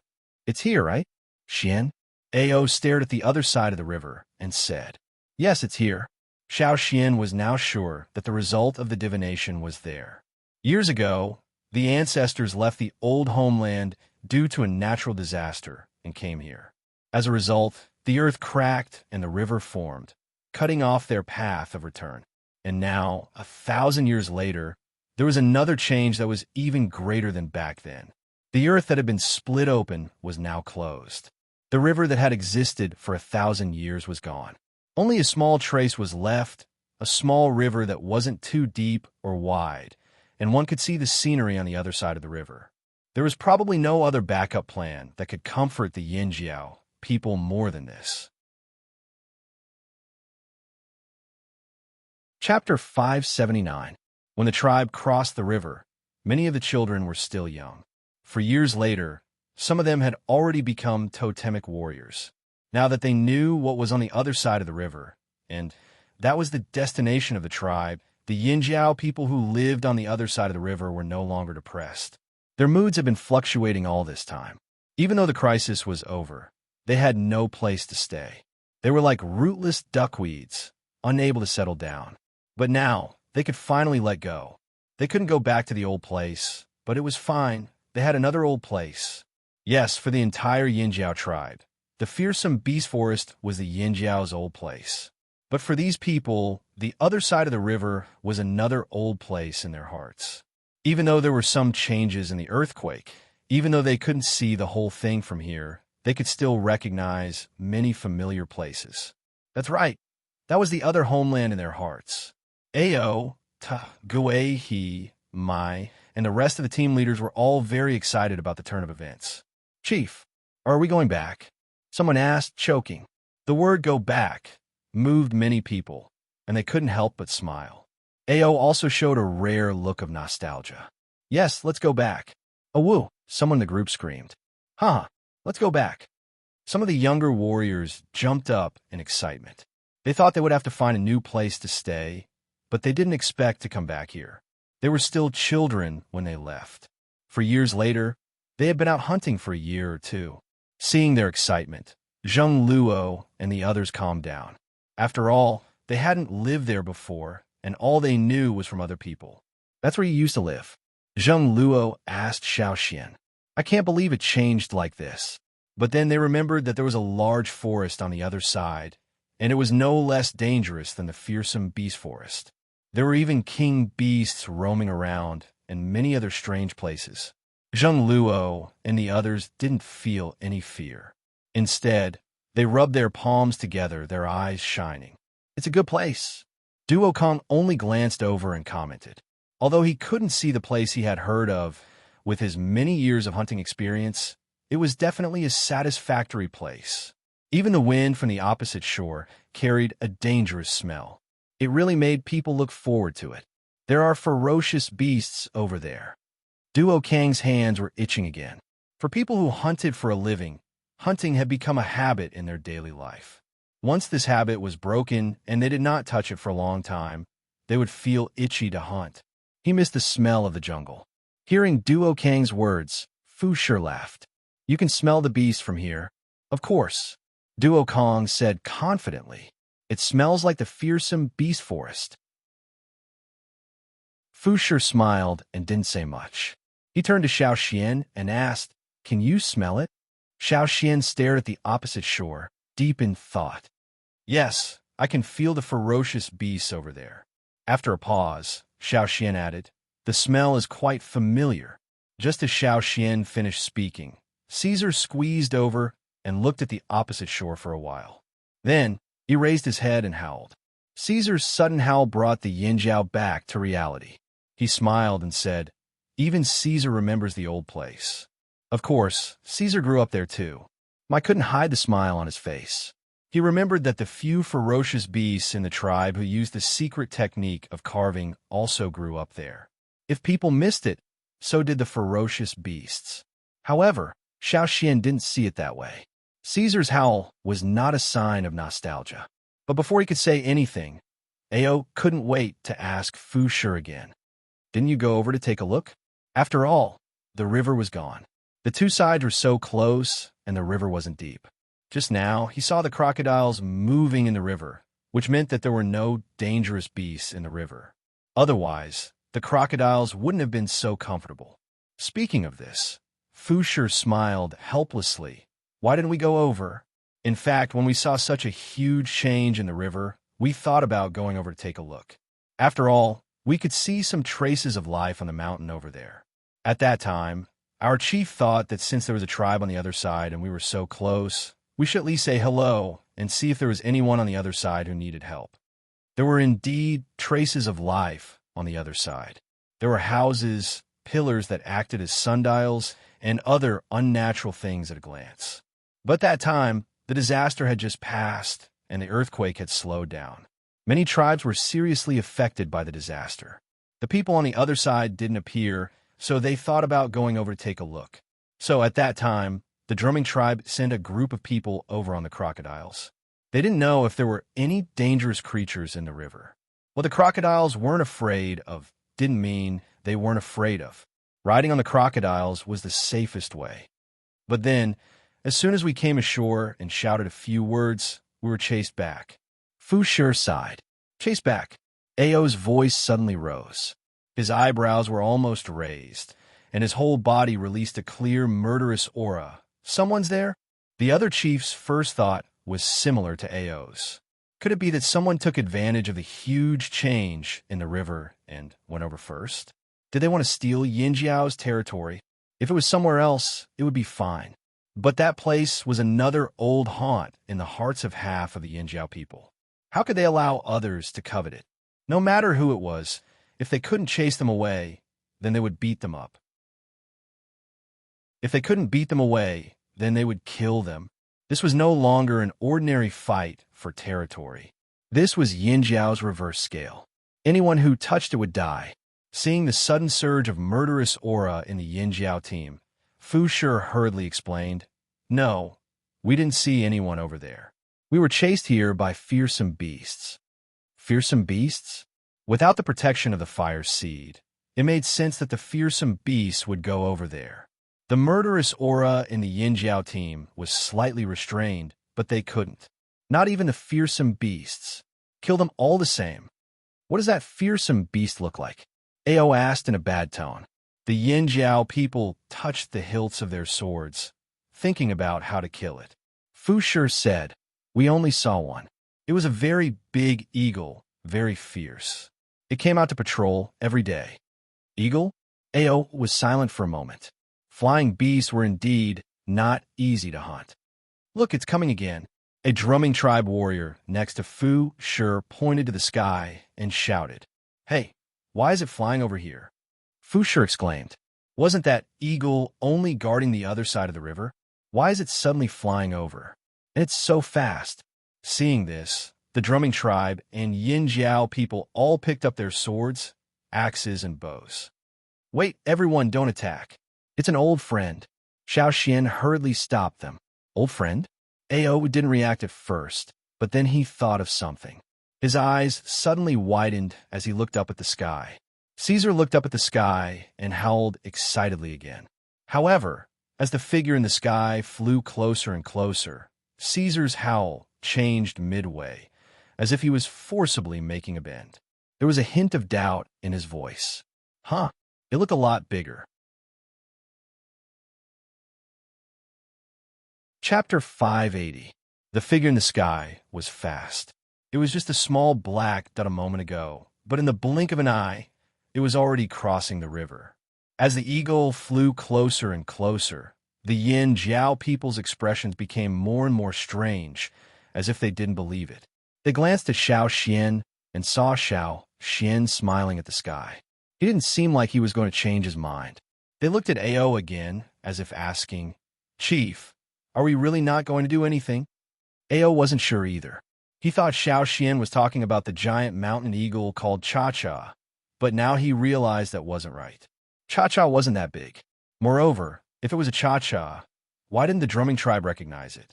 However, despite his doubts, Ao didn't let them do anything. He just nodded at Xiao Xian with his chin, indicating that they should wait for Xiao Xian's decision. Caw! A loud eagle cry rang out in the sky. It was so loud that many people covered their ears. Caesar opened his mouth. He wanted to scream, but he wasn't sure. The huge figure quickly rushed towards them. When it landed, the wind caused by the flapping of its wings was so strong that it almost blew them away. If it weren't for the fact that the people standing here were all quite strong, they might not have been able to stand still. Ao raised his hand to block in front of his face. The wind was so strong that he almost closed his eyes. Boom! The giant eagle landed on the ground. Some of the stones on the ground were crushed, while others were sent flying. Stone chips and dirt flew up, hitting people's arms painfully. Xiao Xian laughed and walked over with open arms. He hugged his old friend whom he hadn't seen in a long time. Ao put down the hand that was blocking in front of him and looked over. The eagle standing in front of Xiao Xian was twice as tall as the one in his memory. Its body was also much bigger, and the patterns on its feathers were different. If it wasn't for the fact that the eagle bowed its head and seemed very familiar with Xiao Xian, he would have doubted his own judgment. "Long time no see, Cha-Cha." Xiao Xian patted its lowered head. He wasn't sure if it was because Cha-Cha had been to Eagle Mountain, but its body had changed a lot.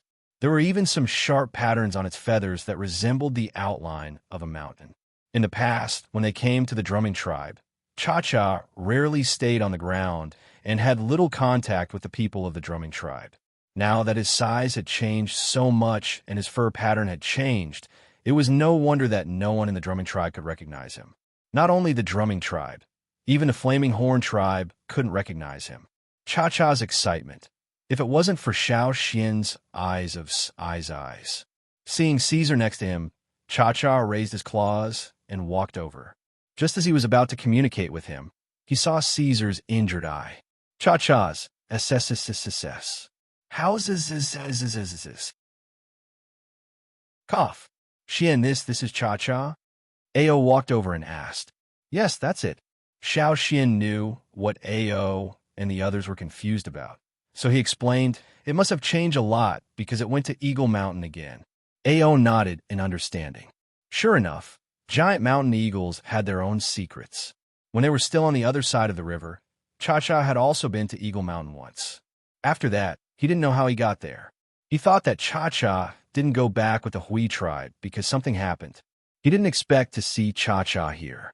Thinking of what Fusher said just now, Ao also smiled and praised. This guy even knows to help our tribe look after our home. Ha! Xiao Xian laughed. From what he knew about Cha-Cha, Cha-Cha's wasn't because of the tribe.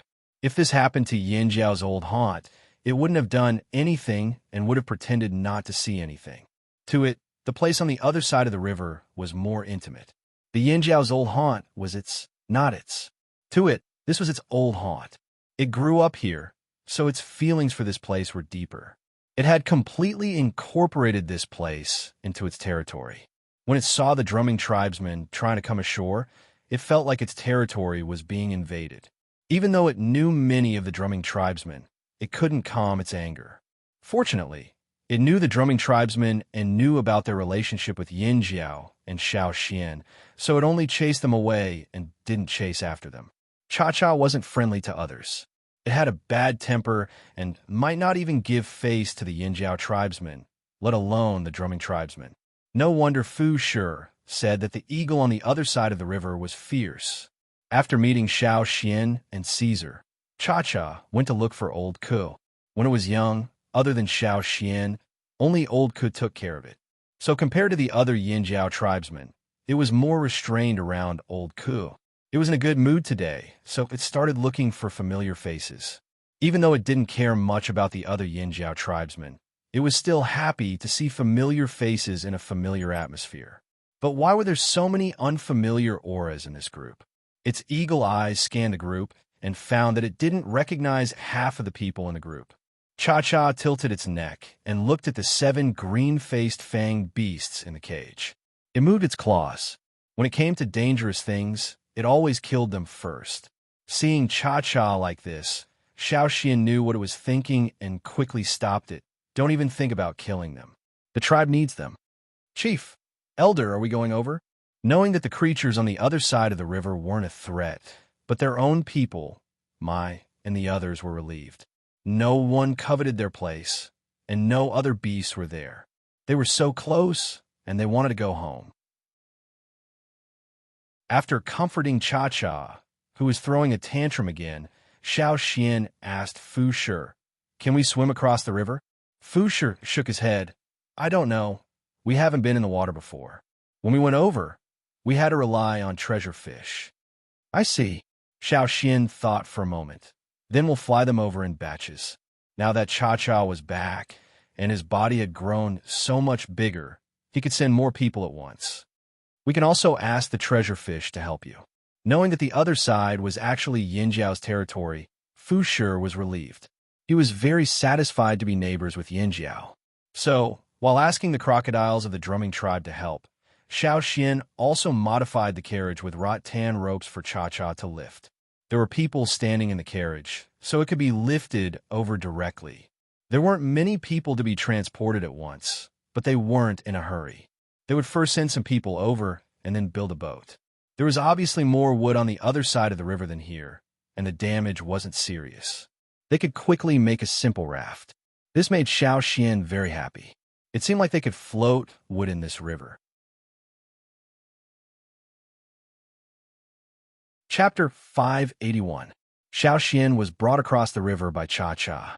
Although many houses on the mountain had collapsed, the cave that Xiao Xian lived in when he first came to this world was still there. From the outside, it still looked the same as before. When Xiao Xian went in, There were some bird droppings and traces of wild beasts. They probably came in after the tribe left, but when the world changed, they were scared away.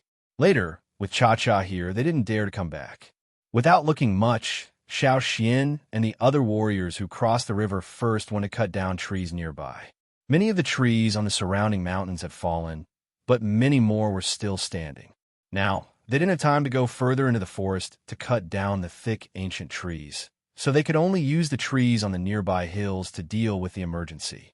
It didn't take much time to make rafts, so Xiao Xian and the others quickly made some rafts. Xiao Xian calculated the width of the river. Although the river was still slowly rising, the distance between the two sides was only about 200 meters. At first, it sounded very far, but in reality, it wasn't. More than 20 long rafts were tied together to form a floating bridge on the water. They couldn't carry heavy objects, but they could definitely walk. They let the people waiting on the other side of the river line up and cross the river on the pontoon bridge. As for the few fearsome beasts, except for the alligator snapping turtle, the others were brought across by Cha-Cha in batches. Now that Cha-Cha was much bigger than them, he could hold them. The 7 green-faced fanged beasts were brought across the river in cages. They were very repulsed by Cha-Cha, and there was hostility between fearsome beasts. Fortunately, Xiao Xian, the one who enslaved them, suppressed them. Otherwise, they would have rushed out of the cages as soon as they were brought across the river. Simple wooden cages were simply unable to contain these 7 ferocious beasts. Watching the last group of Yinjiao players walk across the pontoon bridge, Xiao Xian turned to look at the Wanderers. These Wanderers had been following the Yinjiao team since they left the fearsome beast forest. They had not fallen behind. They had placed all their bets on the Yinjiao team. If they won, they would live. If they lost, they would die. Along the way, they had hesitated and felt lost. Some of them had left, and some of them had not been able to avoid the natural disaster. But in the end, nearly 300 people had survived and followed them. Xiao Xian had also discussed with the chief and the shaman on the way. The tribe did not reject the 300 wanderers. Moreover, now was the time of reconstruction, and they needed people. Although the wanderers did not have much strength, they still had some skills. Without skills, the Wanderers would not have survived until now. Let's go. Xiao Xian looked at the hundreds of expectant eyes and tilted his head towards the pontoon bridge. The hundreds of anxious eyes suddenly lit up. Several people came over and excitedly thanked Xiao Xian. Then they called their relatives and friends to cross the pontoon bridge. Some crocodiles swam slowly on both sides of the pontoon bridge. Their cold eyes stared at the people on the pontoon bridge. Stepping on the pontoon bridge, some wanderers were still very nervous. But looking at the mountain in front of them, they calmed down a lot. As long as they crossed the bridge, they could start a new life. Although the Yinjiao people seemed to have a bad temper, at least they could tolerate them. They had just heard a few Yinjiao people talking about how much farmland they could cultivate and how many cows and horses they could raise. They could participate in all these. If they could exchange labor for food, they would not starve to death. Everything would be fine. The wanderers walking in front of them walked steadily and quickly. After the last wanderer had passed, Xiao Xian thanked Fu Shi and the others. Thank you so much for today. When you have time, come and play on the other side. Fu Shi laughed out loud. He raised his hand and patted Xiao Xian's shoulder. Okay. The other drumming tribe people were also in a good mood. It seemed pretty good to be neighbors with the Yinjiao people. Before, a Yinjiao warrior had told them that in the future, he would use animal meat and animal skin to exchange for water moonstones. If they could trade with the Yinjiao people, they would not have to look for the Pu tribe people anymore. Moreover, the Yinjiao people's clothes and things were much better than theirs. Many of them were things they had never seen before. A drumming tribe warrior looked enviously at the other side of the river. In the future, I will save more water moonstones and exchange them with the Yinjiao people. They are more honest than the Pu tribe people. The others nodded in agreement. In fact, they had always known that the Pu tribe people were more treacherous, but they did not want to leave this place. They also had a lot of water moonstones in their hands. They did not want to be too troublesome, so they turned a blind eye. But now it changed their target. If there was a way, who would not want to live a better life? What about this pontoon bridge? Fu Shi asked Xiao Xian. Let's leave it here for now. Xiao Xian said. Okay, I'll tie it up again. Fu Shi went over and hammered down the already loose wooden stake and tied it to the pontoon bridge again. After Xiao Xian said goodbye, he crossed the pontoon bridge. It was already late, and there was no time to build a new house. They could only make do for now. Fortunately, the weather was good these 2 days, and it was not cold at night. After experiencing this difficult journey, staying here for one night was actually very easy for many people. They were too lazy to move if there was a cave. Some children had already wrapped themselves in animal skins and slept directly on the ground. They had an impression of this place. It was like returning to the cradle, and they slept very deeply. The shaman called Xiao Xian over to discuss the settlement of the wanderers. In the end, they decided to give them a nearby hill to live in. There were no plants on the hill, but there were many holes like small houses. The warriors who went there to train in the past dug out stones. In the past, when the warriors were tired from training, they would rest there. Just right, now the wanderers lived there. Now the wanderers were exhausted and did not have the strength to build houses. The Yinjiao people were not much better. The warriors still had to assign tasks to clean up dangerous beasts. Everything could only depend on themselves. Having a cave to live in was already very good. After walking around, Xiao Xian went back to rest. The house he and Old Ku used to live in had already collapsed. Caesar was lying there. Old Ku was wrapped in animal skins and directly leaned on Caesar to sleep. Cha-Cha had flown away. Xiao Xian spread out a piece of animal skin and closed his eyes. It was rare for him to have a good night's sleep. The next day, after Xiao Xian woke up, he did not have time to eat breakfast. He ran to the riverbank to look at the pontoon bridge above.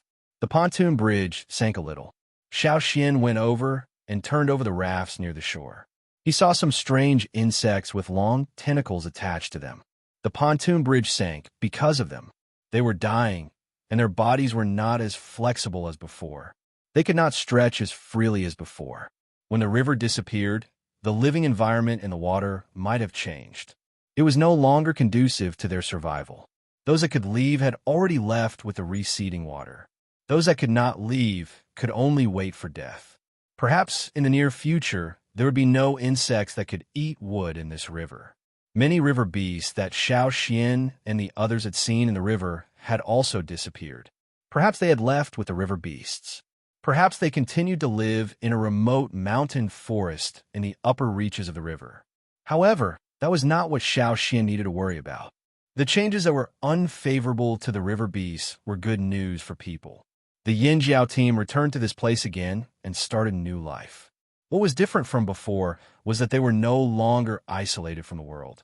When they wanted to go on a trade trip, if they wanted to use the animal skins they hunted to exchange for more things, if they wanted to communicate with more people, all they had to do was to walk across the pontoon bridge. Chapter 582. Early in the morning, the entire tribe was filled with the sounds of people yelling and banging. It was very lively. The place that had been quiet for 4 years was bustling again.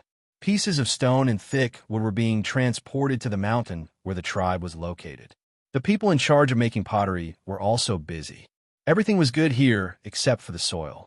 It was not suitable for pottery. However, those who had experience in pottery were able to distinguish where the soil was most suitable for pottery. After being escorted out by the patrolling guards, they found 3 spots.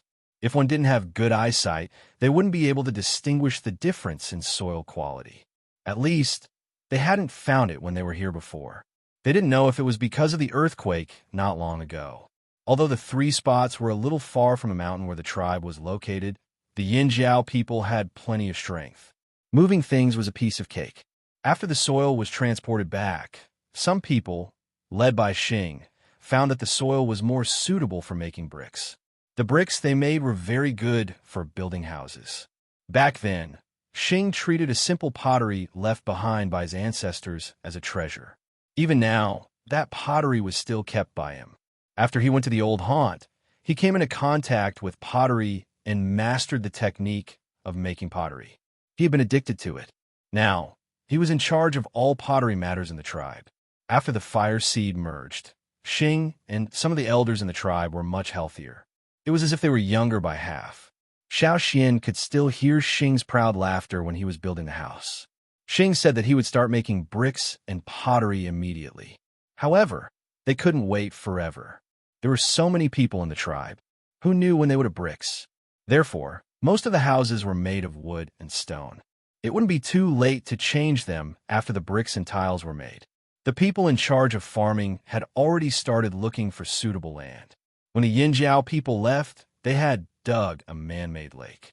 Now, the lake was still there, but the path connecting it to the river was broken. After all, the river was no longer there. The river bank had also changed a lot. There was a long bulge along the bank, like a giant python lying on the bank. In the future, the tribe would dig the path connecting the river and the lake again. The crops that couldn't withstand the drought would be planted around the lake. The ones that could withstand the drought and were suitable for the mountain environment would be planted in some places on the mountain. Duo Kong had already brought people to dig for stones. The core seed wrapped in white worm skin was also placed in a place. Now, they had to choose a stone to throw over. The nearby area had already been cleaned up by the warriors. They cleaned up all the threatening beasts and plants.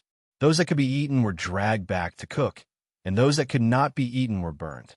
The outer walls that had been destroyed needed to be rebuilt. Ta and Gigu, the two team leaders, took those who were itching to hunt. The tribe did not have enough food now. Rebuilding the tribe was physical work, which consumed a lot of energy. They needed to hunt to survive. Zheng Luo and the rest were not familiar with this place, so they followed in batches to learn the way. There were 5 hunting routes and 1 new exploration route, so they had to memorize them all. Xiao Xian's family had a giant antler deer brought back by Cha-Cha for breakfast today. Caesar had gone into the forest with the other ferocious beasts of the tribe to hunt for prey and had not returned yet. They followed the hunting team, so Xiao Xian was not worried. After building the house, before Xiao Xian could rest, he saw Lang Jie dragging a net bag over. I just caught them in the river. Take a look. Lang Jie untied the net bag and shook out the fish inside. When Xiao Xian came back from the shore in the morning, he saw Lang Jie casting the net. Xiao Xian asked Lang Jie to inform him when he caught any fish. Xiao Xian wanted to know what fish were still in the river. There aren't many fish. There are drumming crocodiles in the river. I didn't dare to go to the center of the river, so I caught them from the shore. Lang Jie explained. Before the river disappeared, if they cast the net directly, it would be easily broken by the river beasts, so they made fish fences. Every time, they caught a variety of strange creatures, but now that the river was gone, they could cast the net again, but the fish they caught were very monotonous. He cast the net and caught some fish, but he didn't catch anything else. He only saw 2 or 3 piranhas with sharp teeth. Their mental state was good, but unfortunately, the drumming tribe's crocodiles were all around. The piranhas couldn't be arrogant here at all. They would only become the crocodile's food. In the morning, Xiao Xian saw a crocodile bite several piranhas. I think the river won't be so dangerous in the future, Lang Jie said. The drumming tribe was here, so the crocodiles would not leave. The river had risen a lot compared to yesterday. In the morning, the tribesmen added a few rafts to the pontoon bridge, and the position of the rafts tied to the shore had also risen. However, now the river was rising slower and slower, and was almost flat. In the future, the river would remain the same, unless there was another great change to change it. By the way, when I was casting the net today, I met people from the drumming tribe who came from the other side of Barrowwood. I had a chat with them. Lang Jie told Xiao Xian about what happened in the morning. Because the forest of the drumming tribe was badly damaged, many trees were broken and several mountains had disappeared. The existing trees could not provide enough wood for them to build houses. There were only some small trees, unless they went further away to cut them down. If there was no Yinjiao incident, perhaps they would have used some thin wood instead. But now there's a lot of wood here, and it was thick and strong enough. So the chief of the drumming tribe sent people over to borrow some wood. Most of their water moonstones were lost in the past disaster. Perhaps they were buried deep in the ground and could not be dug out. The small amount they had was traded for food by the traveling team. Now, if they wanted more wood, they could only borrow it. Ao and Zheng Luo both knew about this. It was just wood, so they did not care. They just gave some to the drumming tribe, and the two sides became closer. From time to time, people from the drumming tribe would come over to chat with the Yinjiao people. Lang Jie got the news from the drumming tribes, people who came to carry the wood. Do you remember the Luo tribe? Lang Jie asked. Xiao Xian thought for a moment. Yes, they're a tribe that's good at making fishing nets. The Luo tribe was close to the river and had a mountain. In the past, they often went to the Pu tribe to trade. Xiao Xian had traded fishing nets with them and also exchanged a few sets of fish skin clothing. The Luo tribe's fishing nets were indeed very sturdy. The fishing nets they made could last longer in the river and would not be broken by the river beasts that were good at gnawing on vines and wood. What happened to the Luo tribe? Xiao Xian asked. The Luo tribe is gone. Langa's face was full of sympathy. I don't know if anyone escaped, but most of the people, along with their fire seed, are gone. The Luo tribe did not have the drumming tribe's crocodiles to warn them. They were also close to the river, so when the disaster happened, they could not escape in time and disappeared along with the entire riverbank. The drumming tribe's people also felt sad when they talked about it. After all, a tribe they once knew had disappeared in the great change of the world. It's not just the Luo tribe. I heard from the drumming tribe's traveling team that a few small tribes near the river are also gone. Lang Jie sighed. Someone called him from afar. He answered.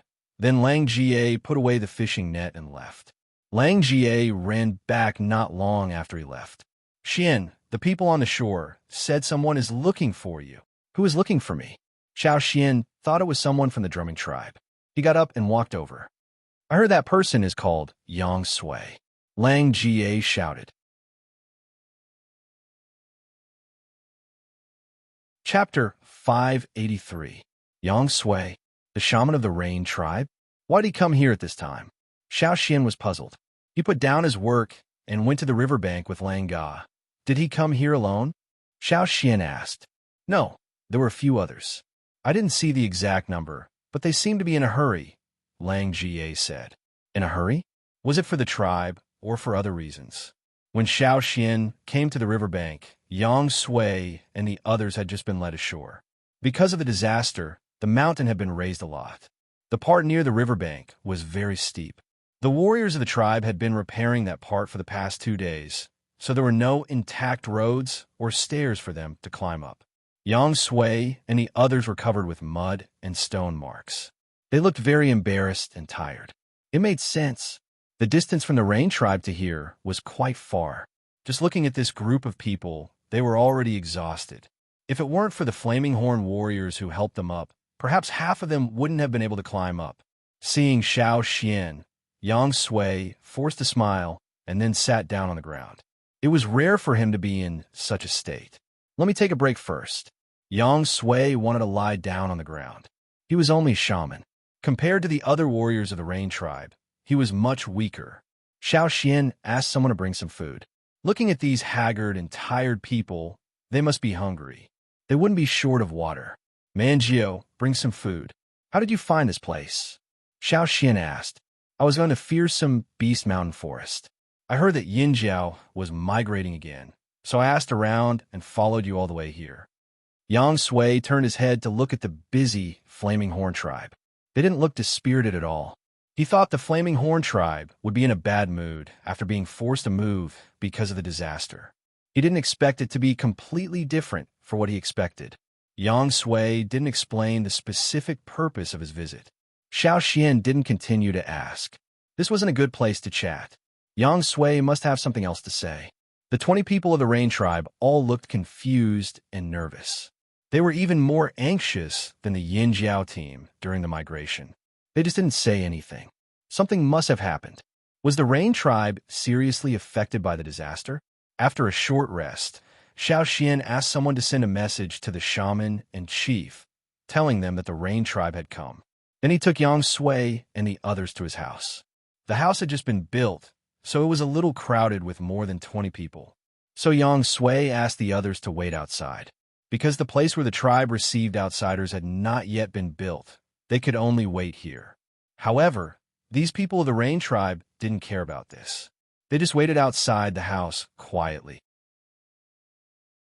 Old Ku cooked a pot of meat soup and shared it with them. Then he sat on a stone outside the house and chatted with these people who came from afar. Old Ku rarely saw people from other tribes. After all, he couldn't go out with the travel team because of his leg injury. In fact, he was very interested in many things about other tribes. When there was no one else in the house, Yang Sui's face suddenly collapsed. He scratched his head and said, "I'm afraid we have to migrate this time too." "Why?" Xiao Xian was surprised. Originally, he thought Yang Sui came here because of the disaster or the fire seed. But now it seemed that there was something else. In fact, the disaster in the past didn't have much impact on our tribe. At least we didn't suffer as many casualties as other tribes, Yang Sui said. The violent earthquake did cause houses to collapse, and people were directly shaken from the ground. But in comparison, the Rain tribe didn't suffer much. When the earthquake was over, they could quickly resume their original life. As for the hot winter, the Rain tribe was short of water all year round. Now Yang Sui could pray for rain. Even if he only succeeded once in 10 times, it was enough for the Rain tribe to survive the disaster. What's more, they still had rainstones. The only thing they lacked the most was food. However, they stored grains and other things all year round, which could support them through that difficult period. Then why did you migrate the tribe? After a pause, Xiao Xian suddenly asked, "The desert." Yang Sui smiled bitterly. "Who else could it be?" Yang Sui rubbed his face to make himself more energetic and continued, "I used to think that Rock Hill City would be more peaceful after driving away the other slave owners in the desert. But not long after the disaster, some slaves escaped from the desert and stole from our tribe. After we caught them, we interrogated them." Speaking of this, Yang Sui's expression was very strange, as if he couldn't believe it, but also as if he was worried about something. Those people were the slaves of the slave owners who were killed by Rock Hill City. They had been escaping in the desert, and some of them had gathered into small groups to survive. But after the disaster, most places in the desert were badly affected. Many people were directly buried in the sand because of the earthquake. This is not what I'm most worried about. Taking a deep breath, Yang Sui looked at Xiao Xian. The 2 slaves we caught used to be close to the other side of the desert, close to the sea. However, he told me that the people who gathered on the other side of the sea were basically dead. They died under the waves and earthquake. Many places even disappeared directly. Not only that, when they left, they went to the coast to take a look. They said that there were many more places on the sea, and there seemed to be something on the sea. As he spoke, Yang Sui looked at Xiao Xian. Seeing that Xiao Xian was silent, Yang Sui continued. Part of the desert disappeared, and some strange things appeared on the sea. Since then, Rock Hill City changed their target. They no longer cared about the people in other parts of the desert, and only dealt with those who were still alive near the coast. It was as if they wanted to clean up the people there and occupy the coast. Therefore, those who were lucky enough to survive near the coast all fled out of the desert.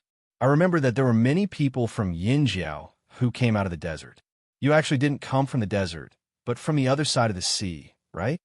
That's right. Xiao Xian didn't deny it. Yang Sui's eyelids twitched. He couldn't help but stand up and ask impatiently, "What's on the other side of the sea? Why did the people of Rock Hill City change like that? Do you know?" What happened on the sea wasn't the main reason why Yang Sui was so worried. He just felt great unease from Rock Hill City's actions. If the disaster really closed the distance between the 2 sides, then what the slave saw might really be what I know. Xiao Xian didn't expect something like this to happen. It happened only a year after they left. On the other side of the sea, there are tribes and slave masters. Many slave masters. But you asked if Rock Hill City had anything to do with them. From what I know, the Sure family has a grudge with them. I knew it. Yang Sui scratched his head with his fingers. The Rain tribe was close to the desert, so they knew more about slave owners. For thousands of years, there were several large boxes of records about slave owners. There was once an ancestor of the Rain tribe 1,000 years ago who mentioned that slave owners in the desert came from the other side of the sea. He always knew that there were people at the end of the desert on the other side of the sea. It was just that they were far away. In the past 1,000 years, he didn't hear of anyone coming from that side. Even when the desert changed and Rock Hill City became the ruler of the desert, they didn't think about that direction.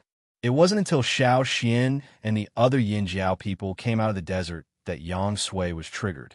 After that, Yang Sui flipped through many of his ancestors' records. The more he read, the more frightened he became. Then he thought about what Xiao Xian told him about the fire seed. Yang Sui couldn't stop worrying. Now, the desert changed again. Rock Hill City's actions made Yang Sui even more worried. He always felt that it wasn't safe to continue staying there. He even dreamed that the fire seed was extinguished. After a year, he lost weight. After the disaster, Yang Sui finally decided to bring some people to Xiao Xian to ask about the fire seed. At the same time, he also wanted to find out about the other side of the sea. He didn't just mention it casually. He really did have an idea. The slave masters in Rock Hill City were too dangerous. The Rain tribe couldn't fight against them. In the past, there were many slave masters and many forces in the desert. They could still fight among themselves. Now, the desert was Rock Hill City's territory. What if they wanted to expand in the future? Now, he heard from Xiao Xian that Rock Hill City had a grudge against the people on the other side of the sea. If they fought, would Rock Hill City target the tribes near the desert when they lacked slaves? As long as the fire seed was extinguished, there would be more people for them to enslave. Then the Rain tribe would be in even more danger. Yang Sui didn't care about the other tribes near the desert. He only cared about the future of the Rain tribe. So, what's your decision now? Xiao Xian looked at Yang Sui's changing face and asked. Yang Sui gritted his teeth. Move. We must move.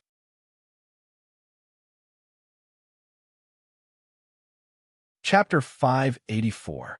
However, when it came to migration, Yang Sui hesitated. In fact, when Xiao Xian brought the Yin Jiao people out of the desert last year, he already had the idea of migrating the tribe.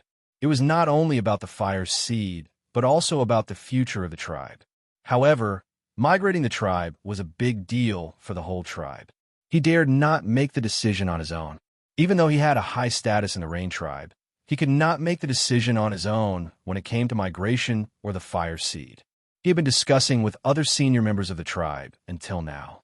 After a year's work, he had convinced many people.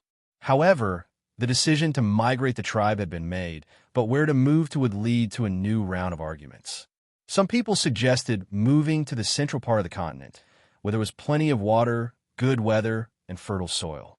It was a good place to plant crops, and people in the tribe could live a good life there. However, as soon as this suggestion was put forward, it was opposed by more people. He was well aware of the fighting capacity of the Rain tribe. All the traveling teams knew how competitive the central region was. Moreover, there were too many powerful warriors in the central region. Just a few big tribes alone could suppress them. How could it be easy to pick up the food among these powerful warriors? Besides, the situation in the central part of the continent had long been formed. It was hard for the Rain tribe to find a place to stay in the central part of the continent. Speaking of this, Yang Sui felt sad. In fact, a long time ago, the Rain tribe was also very strong. However, if he said this now, he would be ridiculed. Now the Rain tribe had been declining. Not to mention the big tribes in the central part of the continent. Even some medium-sized tribes in the central part of the continent could beat them black and blue. Yang Sui had thought about whether he should go to the Yin Jiao tribe. When they were discussing the migration location, the Yin Jiao tribe had already destroyed Wanshe and dominated that area. Although it was close to the fearsome beast forest, the Yin Jiao tribe was there. It should be fine, right? Besides, there were not many tribes there. They could find a place a little further away from the fearsome beast forest. This was also his purpose when he left the tribe to find the Yin Jiao people in the fearsome beast forest. However, halfway there, he heard that the Yin Jiao tribe had migrated again. He could only look for them all the way here. Thinking back to what he saw before he entered the house, the place where the Yin Jiao tribe was now seemed to be more stable. Are you going to settle down here? Yang Sui asked tentatively. Yes, we can't live in the fearsome beast forest anymore. Seeing Yang Sui rolling his eyes, Xiao Xian guessed something and asked, What do you think? Ahem, a little bit.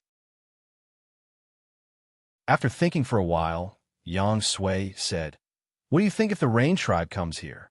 Here? Xiao Xian pointed at his feet and drew a line to indicate the riverbank. No. I'm not talking about the river. Yang Sui hurriedly said. When he came here, he heard from the drumming tribe that the Flaming Horn tribe had a forest behind them. It was a place as dangerous as the fearsome beast forest, maybe even more dangerous. Hearing this, Yang Sui's feet trembled. They didn't have much ambition and never thought of fighting for territory with ferocious beasts. Only ferocious tribes like Yinjiao would choose this kind of place. However, knowing the dangers behind the forest also had its benefits. There would be less competition. Not many tribes dare to live here. Even if there was a war in the desert, it would definitely not reach here. I heard that several tribes disappeared over there. Yang Sui pointed to the other side of the river where the drumming tribe lived. What do you mean? Xiao Xian understood. Yang Sui wanted to find a place to live near the drumming tribe. In the past disaster, several small tribes near the river were destroyed. The Rain tribe wanted to take advantage of this opportunity to occupy a place. Ha! Yang Sui rubbed his hands. That was what he meant. Although the drumming tribe looked fierce, he could tell that the drumming tribe didn't have much ambition. They were easy to get along with after getting to know their tempers. They could even rely on the Flaming Horn support. Don't think he didn't know anything. The Flaming Horn tribe had a lot of things in their hands. They weren't interested in a small tribe like theirs. Plus, the Flaming Horn fire seed was gone. If they moved to this area, they wouldn't have to worry about being suppressed by the fire seed. Yang Sui knew a lot of things. He could even connect the notes left by his ancestors to the current situation in the desert. After thinking about it, he felt that it was safest to rely on Yinjiao. The tribes in the central region were not suitable. There were too many tribes relying on them. If the Rain tribe went there, those tribes wouldn't care. But Yinjiao was different. They knew each other. We've known each other for a long time. Ha! Yang Sui laughed. Xiao Xian spread his hands. That's not Yinjiao's territory. You can make your own decisions. But I have to remind you that even if we don't have any conflicts, I can't guarantee what will happen if the Rain tribe makes trouble. Hey, I know. Of course I understand. After chatting with Xiao Xian for a while, Yang Sui went to visit the two shamans and the chief of Yinjiao. Then he left with more than 20 people of the Rain tribe. He planned to talk to the people of the drumming tribe and make a final decision. The people of the drumming tribe were still talking about the Luo tribe and other tribes that didn't survive the disaster. While they were sighing, they heard that the Rain tribe intended to move here. They didn't care much about the Rain tribe. As long as they weren't greedy and cruel people, the people of the drumming tribe didn't care. Knowing that the water moonstones came from the drumming tribe, the Rain tribe's people's eyes lit up. They didn't want to rob them, but they felt that it would be easier and more cost-effective to trade with them, just like how they could exchange for shells more easily in the past. They didn't expect that moving here would bring them such benefits. Without shells, they still had water moonstones. Do the people of the drumming tribe eat grains? We can plant it. All of us in the Rain tribe can plant it. What? We don't eat grains, but we like meat? We can raise animals, cattle, sheep, horses, and so on. What kind do you like to eat? We'll sell them to you at a cheaper price. Pottery? Linen? We can do that too. We can do anything. We can learn even if we don't know how to. So, when Xiao Xian was discussing with the shamans and chiefs, he heard from the warriors who came back from the riverbank that the people of the drumming tribe and the Rain tribe had become good friends. It seems that the Rain tribe is likely to move here. Xiao Xian said. The shaman thought of something and smiled. In fact, the Rain tribe has a long history. They may not be worse than the big tribes in the central region today, but I don't know how they became like this. They know far more things than we know. It's just that the Rain tribe's living place limited them. The people of the Rain tribe said that they could farm, raise animals, and make pottery. They weren't bragging. The ancestors of the Rain tribe did master a lot of skills. But later, the people of the Rain tribe gradually gave up those skills because they could get a lot of good things without those skills. But now, in order to survive, they might pick up those skills again.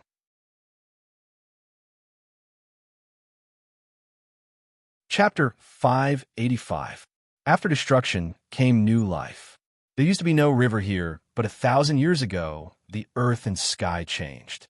The earth suddenly split open and separated the flaming horn ancestor from the other side of the river, forming a huge river that blocked their way back. Now, the earth changed again. The big river turned into a small river, and the split land closed. On both sides of the river, one side fell down, and the other rose up. The Flaming Horn tribe's side was uprooted. The mountain they used to live on was now much higher. When they looked up, they could see the white peak of the mountain surrounded by water vapor. There was a layer of white snow there. The place where the fire pond used to be was now buried under the white snow. The one that fell down was the drumming tribe's side of the river. Otherwise, there wouldn't be so many tribes near the river that were destroyed. No matter how strong the fire seed was, it could keep burning underground. But without people, the fire seed was like a fire source that had burned to the end but had no more firewood. It would disappear quickly and then be destroyed in the depths of the earth. When Yang Sui went to survey the nearby terrain to determine the destination, he felt that the fire seed nearby had been extinguished. The fire seed was not strong, so it was extinguished quickly. The people of the Luo tribe were all buried deep in the earth. If the Rain tribe moved here, there would be no conflict between the fire seeds. In the past, tribes like the Luo tribe liked to be close to the river. But the Rain tribe was different. They planned to plant crops, so they would find a place with more flat land, a little farther from the river. Plus, with the Luo tribe's example, they didn't have the courage to be so close to the river. However, the Rain tribe could divide more land into their own territory. After all, they still needed water to irrigate their crops. After confirming the location, Yang Sui sent 2 bags of shells to the people of the drumming tribe, asking them to help guard the land and prevent other tribes from robbing it. The people of the drumming tribe had a good impression of the Rain tribe. To some extent, they all liked water and got along well with each other. The people of the Rain tribe worshipped water. Their belief in rain was far beyond the imagination of the Yinjiao people. Otherwise, Yang Sui, who could pray for rain, wouldn't have such a high status in the Rain tribe. After confirming the location, Yang Sui hurriedly left with his people. They had to move their tribe here as soon as possible and prepare for winter. Although there was still a long time before winter, the migration would still take some time. Since there were more things to prepare, they had to hurry. The migration of the Rain tribe was much more troublesome than the migration of the Yinjiao tribe. The Yinjiao tribe had already merged their fire seed, so they didn't need to bring their fire seed with them. However, as a tribe that still had their fire seed, the Rain tribe had to be more careful. It was very risky to bring a fire seed on the road. This was also why many tribes were unwilling to move once they had settled down. It was too troublesome and risky. When Yinjiao returned to the old land from the other side of the river, they also brought the incomplete fire seed with them. That kind of nervous tension was indeed uncomfortable. Yang Sui also wanted to try to integrate the fire seed before moving the tribe. Unfortunately, the Rain tribe might not be able to discuss this matter immediately. After all, many years had passed, and the idea of integrating the fire seed was deeply ingrained. Many people couldn't accept it at the moment. On the way back, Yang Sui sighed. There was no other way. They had to solve the migration problem first, then deal with the people in the tribe later. In the Yinjiao tribe, the buildings were rebuilt one by one. They were even more magnificent than before. Many of them were drawn by Xiao Xian and finalized after discussing with the craftsmen who were good at building houses. For example, the meeting hall on the mountain and the 50-meter-tall watchtowers were built on the mountainside and the river bank at the foot of the mountain. Things are different now. Before the river disappeared, they didn't need to guard against the other side of the river. They only needed to keep an eye on the river. But now, they had to guard against the other side of the river. Although the drumming tribe and the Rain tribe weren't hostile to Yinjiao, it was better to be cautious. Just because they weren't hostile, it didn't mean others weren't hostile. They hadn't started planting the 1,000-grain gold yet. Now, wasn't the best time to plant it. The 1,000-grain gold was too precious, and the tribesmen didn't want to waste it. They could only cultivate the land first and plant it next year. In the other fields, crops suitable for this season had already been planted. The cabbages were harvested when they were in the fearsome beast forest. They were temporarily with the shamanists. There were still some cabbages left on the ox cart. They were planted first. The veins of the sky couldn't be planted on the mountain. The mountain where Yin Jiao lived wasn't suitable for planting. So they planted them in another area, guarded by soldiers every day. The normal farmland and the special farmland were separated. The normal farmland was more common on the mainland. There were also wanderers working there. The special farmland was mostly planted with seeds from the Jeju.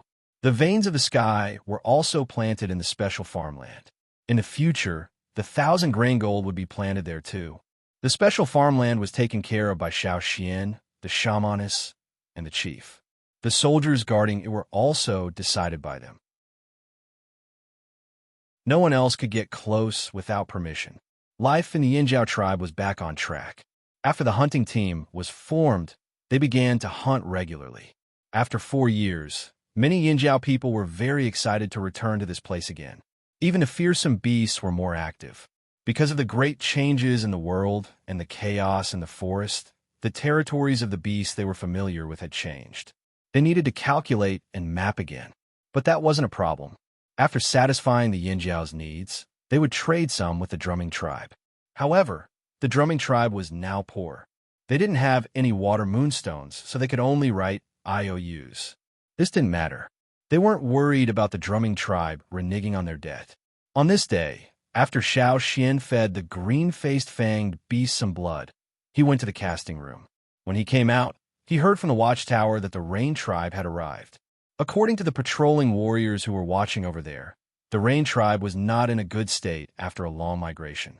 There were many injured people in the tribe, and even those who were not injured were dispirited, looking haggard and haggard.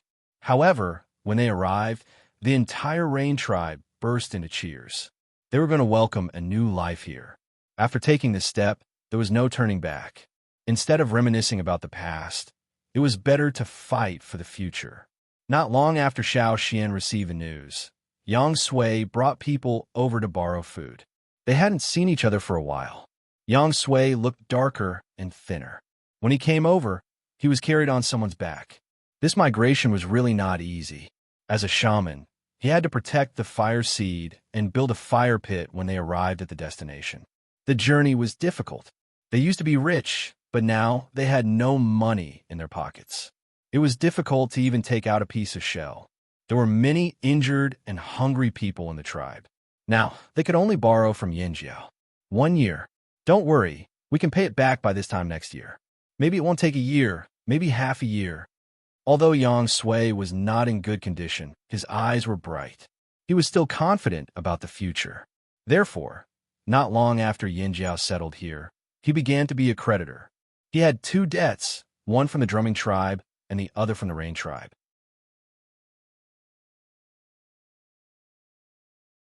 Chapter 586. After eating, Yang Sui ordered his men to bring the food he borrowed from Yinjiao back to the tribe. He would stay in Yinjiao for the time being. After a few pieces of meat and a bowl of soup, the half-dead Yang Sui was full of energy again. Knowing what Xiao Xian cared about, Yang Sui didn't keep him in suspense. When we left, the situation in the desert was getting worse. Yang Sui paused slightly when he said there. After all, to him, there was the place where the Rain tribe had lived for thousands of years. This was also the reason why many people objected when Yang Sui first proposed to move the tribe. Tribesmen cared a lot about their roots. To them, that place was their homeland, their roots, the place where their ancestors lived. Even if it was barren and desolate, bordered by the desert, they were still willing to stay there. If it weren't for the great changes in the world and the threat of the slave masters, even if Yang Sui proposed to move the tribe, there would still be strong opposition. As for the bad situation Yang Sui mentioned, that was only for the wandering slaves and slave masters, as well as the tribes living in the surrounding area. It wasn't the same for the people of Rock Hill City. On the other hand, it also meant that the ruler of the desert, Rock Hill City, was still on the move. Do you know that half of the desert is now left? Yang Sui exclaimed. Even though Xiao Xian was prepared, he couldn't help but be shocked when he heard the news. Such a large desert was directly reduced by half in the past earthquake. It would be strange if it didn't cause a commotion. Xiao Xian couldn't help but worry about his sleeping slave. He didn't know how that guy was doing now. Xiao Xian could feel that Sapphire was still alive, but he couldn't confirm its current situation. Yang Sui glanced at Xiao Xian's expression and asked, "Do you want to go to the desert to take a look?" "That's an idea. I advise you not to go now. Now that the desert has shrunk by half, it's easier for Rock Hill City to control the desert. Plus, they're still cleaning up the desert. You'll be attacked if you go."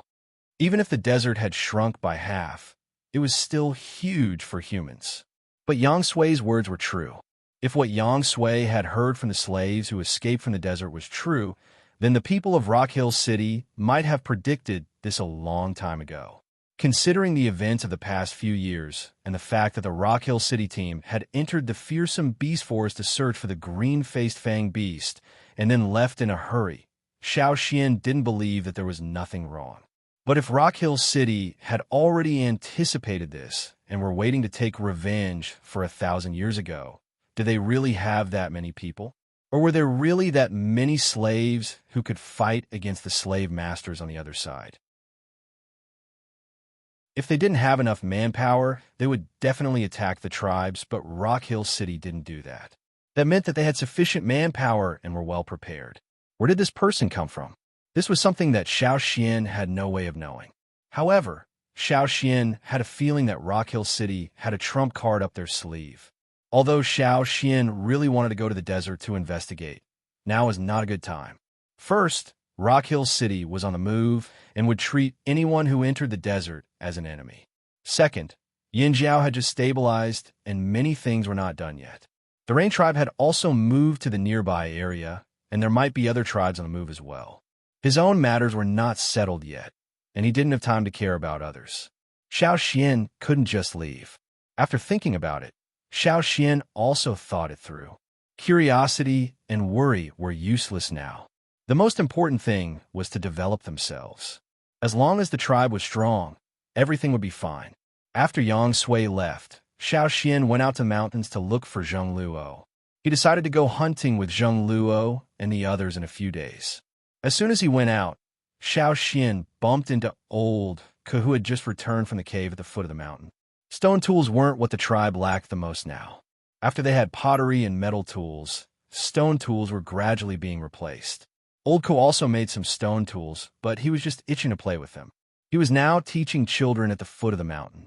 Some children who had lost their parents and guardians were still arranged to live in the Crouching Ox Cave. Now that the tribe was starting to develop, they were no longer in a state of muddling through. The education of young children was also focused on. Before he left, Xiao Xian had organized similar teaching activities. Later on, he went to the old haunt and built a place similar to a school. Not long ago, Xiao Xian discussed with the shaman and the chief and started a more detailed education. There were also 3 brick houses built on the mountainside. There was also the empty training ground that was originally used for training, forming a simple school. However, for the orphans living in the Crouching Ox Cave, other than the school on the mountainside, there were also some relatively free people from the tribe who would teach them from time to time. Old Ke was one of them. There was less demand for stone tools in the tribe, but that didn't mean they didn't need this skill. When they were in the mountains, they still had to rely on stone tools for emergencies. So when Old Ke was free, he would go to the Crouching Ox Cave to teach the children how to make stone tools. He didn't expect the kids to be interested. As long as someone wanted to learn, Old Ke would happily continue to teach. Other than stone tools, he also set traps. Hunting skills like this were necessary for the Yinjiao, people who hunted for a living. Even if they couldn't master it, it was always good to know more. Although the tribe had developed well and had the resources to build more houses, the children who had lost their relatives continued to live in the Crouching Ox Cave out of nostalgia. It was a special place where their ancestors had stayed before. Old Ku often encouraged the children by saying, "Your elder Xiao Xian came out from this cave." The Crouching Ox Cave now wasn't the same as the one Xiao Xian used to live in. If it was said that the cave used to be rough, now it was well renovated. When it was dark, there were water moonstones to light up the place. They didn't have to worry about food and water. Naturally, there would be people to provide them. The food was also much better than what Xiao Xian used to have. Some small rooms that used to store junk were also cleaned up. Except for the stone room with the mural, the other rooms were made into small rooms, just like dormitories. The bunk beds were made by Xiao Xian and the carpenters. They weren't covered with the withered grass that Xiao Xian and the others used to use, but animal skin or linen. Of course, other than the most basic necessities, if the children wanted to get more things, they still had to rely on themselves.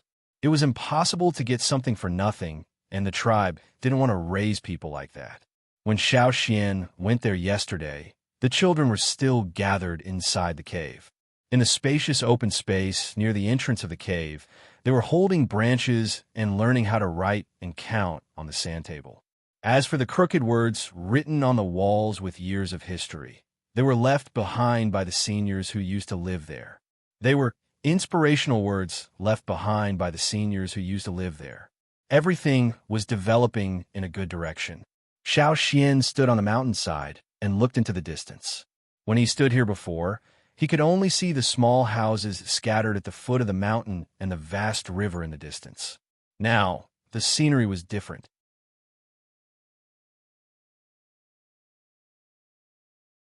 Chapter 587.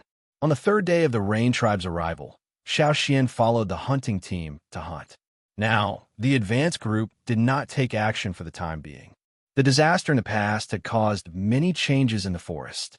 In addition, they had been away for 4 years, so they had to familiarize themselves with the most basic hunting routes. This time, Xiao Xian did not follow the hunting route he was familiar with. Instead, he followed the person who opened up the 6th hunting route. Compared to the other 5 hunting routes, the 6th one took the shortest time to open up, and the route was also the shortest. When this hunting route was opened, Xiao Xian had left the tribe to go to the other side of the river. Before this hunting route was fully opened up, the tribe had already moved. A satisfactory hunting route was not something that could be opened up overnight. Even 1 or 2 years would not be enough. Now, Xiao Xian and the other warriors of the tribe continued to open up this hunting route. Now that there were more people in the tribe, even if they split into 2 groups, there were more people on each hunting route than before. Duo Kong and the others who came from the other side of the river were full of curiosity about this place.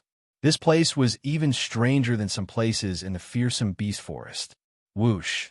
The sound of an arrow piercing through the air was heard. There was a muffled sound of flesh being pierced, and the sound of blood splashing at high speed on the leaves. Roar! The angry roar of the beast made the surrounding leaves tremble. However, if one was familiar with the beast in the forest, they would be able to tell that this roar was strong on the outside but weak on the inside. It sounded angry, but if one listened carefully, they would be able to tell that it was timid. The huge figure that was running forward could not be seen among the even larger towering ancient trees, but its position could be determined by the movements of the branches. The prey was running in a panic, and the branches were constantly breaking and making cracking sounds as it ran. More than 10 figures followed the giant beast closely, shuttling between the trees nimbly and quickly. Whoosh, whoosh, whoosh. Several more spears were thrown out like cannonballs, heading straight for the target. Although the fleeing figure in front of it was large, its speed was not slow. Even though it was panicking now, it was still familiar with this place after all. It instinctively ran toward the place full of bushes in front of it. Those shrubs were as tall as a person, and their branches were dense but very thin. Every thin branch had many thin thorns. If one stood at a high place and looked at it from afar, it looked like a large brush stuck to the ground and could directly scrape off a person's flesh bit by bit. However, the thorny shrubs were nothing to the behemoths, who had a layer of tough skin and sturdy hooves. They could still run away by stepping on them. However, this was not the case for humans. If it ran to that area, It would be a real headache for the hunting team. The people chasing after it avoided the broken branches. No matter how strong they would not be able to withstand the blow from the giant beast. Seeing that the giant beast was getting closer and closer to the bush area, the hunters threw spears and shot arrows one after another. The giant beast was already injured in many places, and when it ran, it carried a bloody wind. Spears stabbed into the giant beast's body and were carried along as it ran. Just as the giant beast was about to step into the bush area, a few figures suddenly jumped up from both sides. Under the support of the totem power, the tyrannical strength became more and more unyielding. The person who leaped up held his weapon tightly and waved his arm to chop down. The strong wind that was stirred up made a whoosh sound. The nearby branches seemed to be pushed by a fierce wind and were blown to the other side. Puff, puff, puff. The sharp blade cut through the thick, tough hide, and when it left, the tip of the blade flew out with a line of blood. The giant beast let out an unwilling howl and finally fell to the ground with a thud due to its heavy injuries. The people who came next gave it another stab, and when the giant beast was completely dead, they approached it. Xiao Xian took out the water bottle hanging on his waist with the hand that was not holding the sword. There was only a little water left in the bottle. He stabbed the sword into the ground and picked a leaf that was about 4 palms size. He washed it with the remaining water in the bottle, and then rolled the leaf into a funnel and put it on the bleeding spot on the giant beast's neck. The bright and thick blood flowed along the rolled leaf into the bottle. The blood of a fearsome beast could be preserved for a longer time than the blood of other beasts. If some grass juice was added to prevent the blood from coagulating, it could be preserved for a longer time. When hunting in the forest, if it was not convenient to roast meat, they would use the blood of fearsome beasts to temporarily replenish their strength. After drinking a mouthful of beast blood, the smell of blood filled his nose. If it was someone who did not like the smell of blood, they would probably vomit, but Xiao Xian was already used to the smell. Different fearsome beasts had different tastes. Xiao Xian could now not only tolerate the smell of beast blood, but he could also laugh and talk with the other warriors about which type of beast blood tasted better, just like a group of wine lovers talking about which type of wine suited their taste. Wiping the blood from his mouth, Xiao Xian looked at the sky. Now that the sun was already setting, they had to deal with this prey as soon as possible and bring it back to the stronghold. The people who were chasing them had already caught up. Seeing that Xiao Xian and the others had already killed the fearsome beast, they did not say much. While there was still blood, they quickly took out their bottles to collect the beast blood. After carrying the beast back to the stronghold, Xiao Xian took out a roll of animal skin, summarized what he had seen in the past 2 days, and recorded it on the roll. This was a simple map, and it was the 6th hunting route. Now, every time they opened up a new section, there would be an additional section on the map. In addition to hunting fearsome beasts, Xiao Xian had another purpose. In the cave of the stronghold, other than the warriors who were resting, there were also bursts of whistling sounds. It sounded like the wind was blowing, and from time to time, there was also the sound of metal clashing. Xiao Xian brought out a green-faced fang beast, the one with broken fangs. The tribe did not have much food and grain for them, but they needed the green-faced fang beast to grow normally. Xiao Xian wanted to bring one out during the hunt and let it find food on its own. After being enslaved, the green-faced fang beasts were not absolutely obedient, but at least they were obedient most of the time. Just in case, they still had to be bound. Vine ropes could not bind them tightly, so Xiao Xian specially made a bronze chain. The green-faced fang beasts could easily break the bones of many beasts, and even stone, but could not break the new bronze chain made with their own blood. After tying them with a chain, if Xiao Xian had free time during the hunt, and if he was sure that there were no dangerous fearsome beasts nearby, he would lead them out and let them find food on their own. Fortunately, Xiao Xian could keep up with the green-faced fang beast's speed. Otherwise, if it was someone else, they would not be able to handle it. If that happened, it would not be a human leading the beast, but a beast leading a human. It had been 8 days since they entered the forest. Xiao Xian really did find a few types of food that the green-faced fang beast could barely eat. He recorded them one by one and brought some back. If the forest could provide food for the green-faced fanged beasts, they would not have to continue eating the cabbage in the field. In the future, they could just let the hunters bring it back. Xiao Xian, do you think the weather will be hot or cold this winter? Duo Kong asked. I don't know. We should be able to tell in a few days. Xiao Xian looked out of the cave. Time passed really quickly. In the blink of an eye, half a year had passed. Although he did not know if this winter would be as strange as the previous 2 years, Xiao Xian was not worried. Even if there were any abnormalities, it would not be a big deal. As they were talking, the person in charge of guarding outside came over. Boss, Elder, come out and see. There are so many birds in the sky.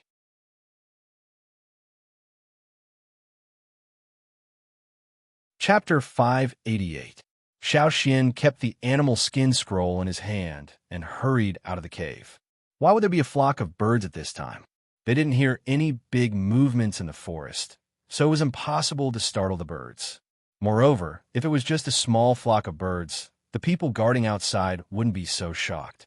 Even though Xiao Xian knew that there must be a large flock of birds in the sky, when he really walked out of the cave and looked at the sky, he realized that he had underestimated it. The dense flock of birds in the sky was like a dark cloud that suddenly appeared, covering most of the afterglow of the setting sun, casting only a shadow. Why are there so many birds? Where did they come from? Even the people who first participated in the development of this hunting route had never encountered such a thing. In the past, when we developed this hunting route, we didn't see anything like this. They were the people who knew the best about this hunting route, but this was the first time they saw such a scene. Where are those birds? I can't see clearly. They're flying too high. They don't look small, and they're flying very fast. Even if they're big and fly fast, with such a large number of birds, are they migrating? The people looking at the sky casually expressed their opinions, but Xiao Xian's heart skipped a beat. According to the time in the tribe, at this time, it was indeed autumn in many places. In cold places, the temperature dropped early. Could it be that they were migrating to warmer places? But if that was the case, they had never been seen here before. So why did they suddenly appear now? They didn't know where the flock of birds in the sky came from and where they were going, so the hunting team still had to continue.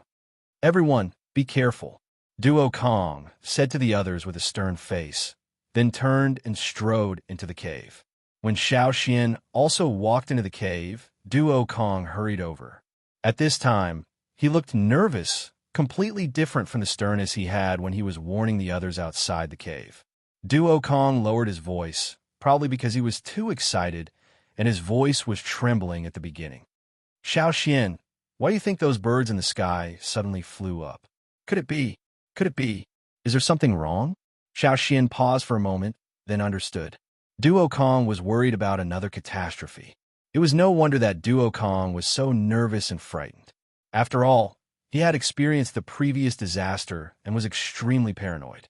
Whenever he saw a similar scene, he would think in that direction. When he left the old haunt, there were also flocks of birds coming out of the ferocious Beast Mountain forest when the world changed. Xiao Xian pondered for a moment. He didn't have the same feeling of fear and uneasiness that he had during the cataclysm. He looked at the green-faced fanged beast that was sleeping soundly in the cave and said, I don't think so. Duo Kong didn't dare breathe. He continued to stare at Xiao Xian. Why don't you tie another knot? What he meant was that he wanted Xiao Xian to perform a knot divination. Otherwise, he would feel uneasy. That's fine too. Today's hunt had already ended, so it wouldn't matter if he spent some energy on divination. Xiao Xian was about to look for a straw rope when Duo Kong handed it over. Xiao Xian looked at the straw rope and then looked at Duo Kong. This person usually didn't use such a thin straw rope. Cough, I just made a little too much when I was making the straw rope. I kept it for later use, said Duo Kong. He didn't use such a thin straw rope himself, but ever since he saw Xiao Xian's ability in knot divination, he developed a habit of making straw ropes that were thin and easy to tie. If Xiao Xian didn't have any straw rope, he could provide some. Not only Duo Kong, but Zheng Luo, Ta, and Gigu all did the same thing in the tribe. They just didn't encounter a situation where Xiao Xian had to perform a divination. Xiao Xian adjusted his breathing and then picked up the straw rope. He closed his eyes and began the divination. He only wanted to know about the birds in the sky. Where did they come from, and where did they go? After a while, Xiaoxian opened his eyes and looked at the completed knot in his hand. After reading the conclusion, he frowned. What? What happened? Duo Kong was so nervous that his teeth were chattering. He didn't want to hear the terrible news from Xiaoxian. Xiaoxian shook his head. It's not a disaster. Duo Kong let out a long sigh. But Duo Kong held his breath and glared at Xiaoxian. It's a little strange, said Xiaoxian. What's strange? Duo Kong couldn't calm down. Xiaoxian pointed in a direction. The divination didn't give us accurate information, but we know that the birds came from that direction. That direction? Duo Kong thought carefully about the map he had seen. In the fearsome Beast Mountain Forest, other than the 6 hunting routes, there were also some places that were not often visited. Duo Kong was thinking about the places in that direction on the map. However, this forest was very big. Even though the Yinjiao tribe had lived here for almost 1,000 years, the places they had visited were very limited. The map they had drawn was just the tip of the iceberg. Duo Kong couldn't deduce anything with just the direction. Xiaoxian couldn't figure out what was in that direction either, so he put it aside for the time being. What surprised Xiaoxian and the others was that in the following period of time, they saw flocks of birds flying in the sky one after another. However, the flocks were different every time, and there were many different types of birds. Moreover, these flocks of birds only flew in that direction. Even when Xiaoxian and the others returned to the tribe from the hunting ground, they didn't see the flocks of birds fly back. Seeing such a situation, everyone had a question in their heart. What happened? When the other hunting teams from the other 5 hunting routes met up with them and communicated with them, the other hunting teams had also seen the same flocks of birds, but at different times. After all, there was still some distance between the hunting routes. This question made the Yinjiao tribe, which had just settled down, depressed again. The 2 shamans were also depressed. They didn't feel any danger, nor did they see any signs of change in the weather. So why was this happening? It was said that the beasts in the forest and the birds in the sky could react to danger in advance. It was because of this that the people of Yinjiao were worried. Why was this happening? The atmosphere in the tribe was tense again. Some of the warriors even began to make stone tools. Metal tools were limited, so they had to make more stone tools as backup. The blacksmiths in the forge were under more pressure, and they worked overtime every day. Whether it was a natural disaster or war, they had to be prepared. In the last few days, they still saw flocks of birds flying in the sky from time to time. Even if they weren't directly above Yinjiao, the people standing on the watchtowers or near the top of the mountain could still see the flocks of birds flying in the sky. After observing, Xiaoxian found that the birds in the sky started from the large, fast, strong, and ferocious birds in the beginning. Gradually, they became smaller, weaker, and more ferocious birds. Until one day, when Xiaoxian was standing on the watchtower on the mountainside, he suddenly saw a green figure flying over.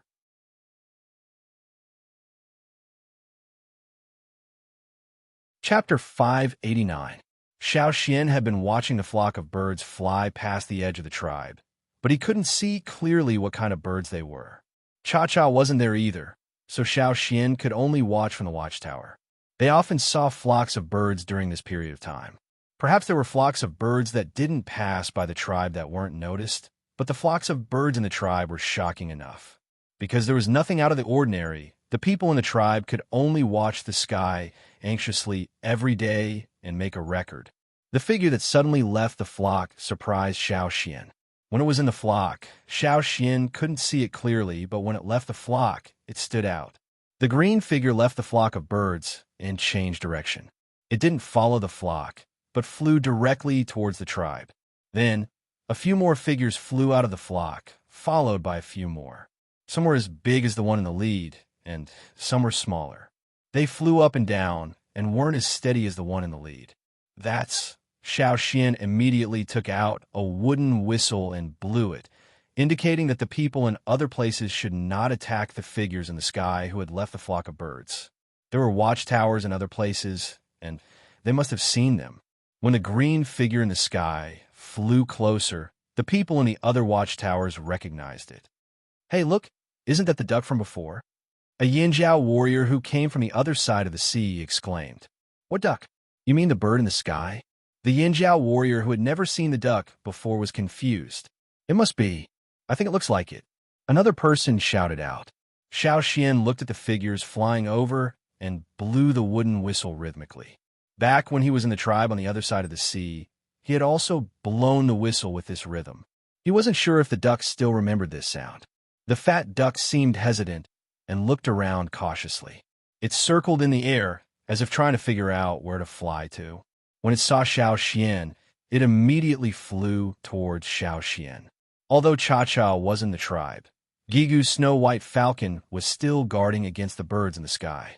Xiao Xian's whistle had been timely. Just as the falcon was about to attack the green duck, the whistle stopped it from moving.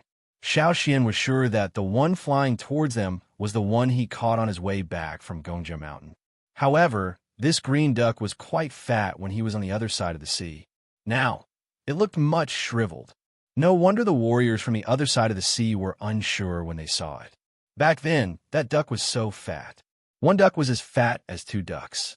Now, not only was it skinny, it was also listless. As it approached the watchtower, it looked at the other warriors as guards. Perhaps sensing the duck's wariness toward strangers, the warriors standing on the top of the watchtower with Xiao Xian all took a few steps back. After a while, the green duck flapped its wings and landed. It stood on the handrail and called out to Xiao Xian. "Quack!" Its cry was a little strange compared to other wild ducks, but there was a hint of happiness in its voice. Flap, flap. The other ducks that followed closely behind also followed suit, resting on the railings and handrails one after another. Hence, when the tribesmen looked up at the watchtower, they saw a circle of green ducks standing on the top of the tower. Someone recognized the ducks and laughed loudly. "Are our ducks back?" When the others who didn't know the story heard this, they also guessed the origin of these ducks. When the people from the other side of the sea came back, both sides talked about the ducks raised by the tribe, especially the green ducks. The people who were busy at the animal pens also rushed overexcitedly. When the people who took care of the duck pens left the tribe, they were full of regrets. They thought they would never see the ducks again, but they didn't expect to see them again. Xiao Xian counted the ducks standing around. When they left, the green duck did not bring its second-generation ducks with it. They were still leisurely paddling in the water. There were only about 30 ducklings back then, but now there were more than 50 standing in front of Xiao Xian. They were of different sizes. The big ones were almost as big as the fat duck, while the small ones were less than 2/3 of their height. There were only about 25 big ducks. These must be the second generation of the first batch of ducks. The missing ones might have left during the long migration, or something else happened in the past year. The ducks on the railings and handrails were led by the first one to rest here. Some were still vigilant, while others started to comb their feathers. Quack! The green duck standing on the handrail opposite Xiao Xian saw that Xiao Xian ignored it, so it quacked again. This time, it was louder than before, as if it was urging him. Xiao Xian looked away from the other ducks. It didn't matter if they were migrating or seeking refuge. Even if the land on both sides was closer due to the earthquake, it was still a long way to go. They must be very tired. Two of the smaller ducks almost lost their grip on the handrails when they flew down. "Come with me." Xiao Xian grabbed a vine rope hanging down from the watchtower and jumped down from the top floor. He slid down the vine to the ground. The people in the tribe did not have the patience to climb the spiral staircase in the middle of the watchtower. They preferred the quick and direct way. With the abilities of a totemic warrior, it was easy to do. When Xiao Xian slid down the watchtower, the leading green duck left the handrail and followed Xiao Xian. Because there were many unfamiliar scents in the tribe, the ducks were still vigilant and alert. Xiao Xian saw the person coming from the animal pen. The green duck also saw a familiar face. Although it did not fly down, it still quacked at the person. The person who took care of the duck pen was very excited. He thought to himself, it was worth the effort of feeding them. Xiao Xian walked towards the animal pen with the person who took care of the duck pen. However, these ducks were different from other animals. The animal pen was too far away, and there was no river there. The river in front of the tribe was already occupied by the crocodiles of the drumming tribe. The crocodiles would not be friendly to the ducks.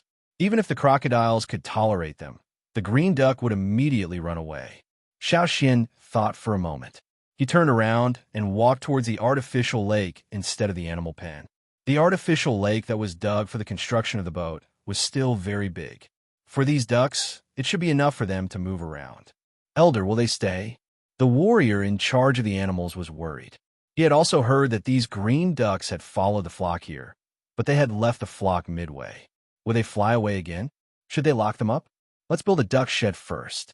Let's see if they want to stay. Xiaoxian said. These ducks looked easy to bully, but Xiaoxian knew that they were not as weak as other wild ducks. They had bad tempers too. Locking them up might backfire. If they were not doing well, they would definitely be in a bad mood. Then they would not be able to lay eggs. Xiaoxian saw that almost half of them were female ducks.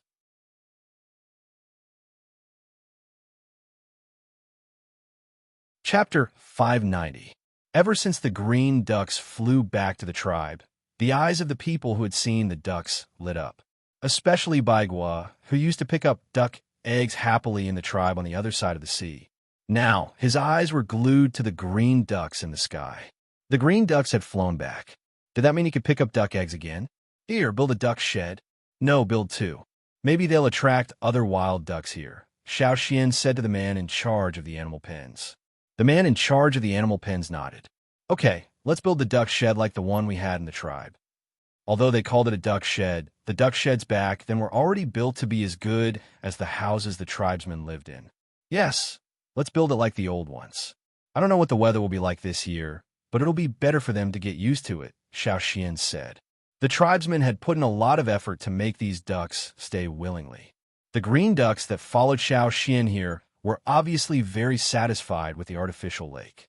After Xiaoxian stopped walking, the leading duck flew directly to the surface of the lake, folded its wings, and dipped its neck into the water. Then it raised its head and waved. There aren't many fish in the lake. I'll go get some food for them. The man in charge of the duck shed left happily. These green ducks also ate fish, and their diet was even more varied than other wild ducks. This could be seen from their mouths full of sharp teeth. There were fish in this artificial lake, but they were only small fish that slipped in when the river water was introduced. Now that the river had receded, these fish were still here. They had grown up, but there weren't many of them. Perhaps during the 4 years that Yinjiao wasn't here, other fish-eating birds lived nearby. When he returned, Xiaoxian even saw some bird poop and feathers by the lake. Now, they would also introduce water from the river. However, other than the piranhas, there weren't many other aquatic animals in the river. If he wanted to get some edible fish that weren't too aggressive, he would have to find other fish.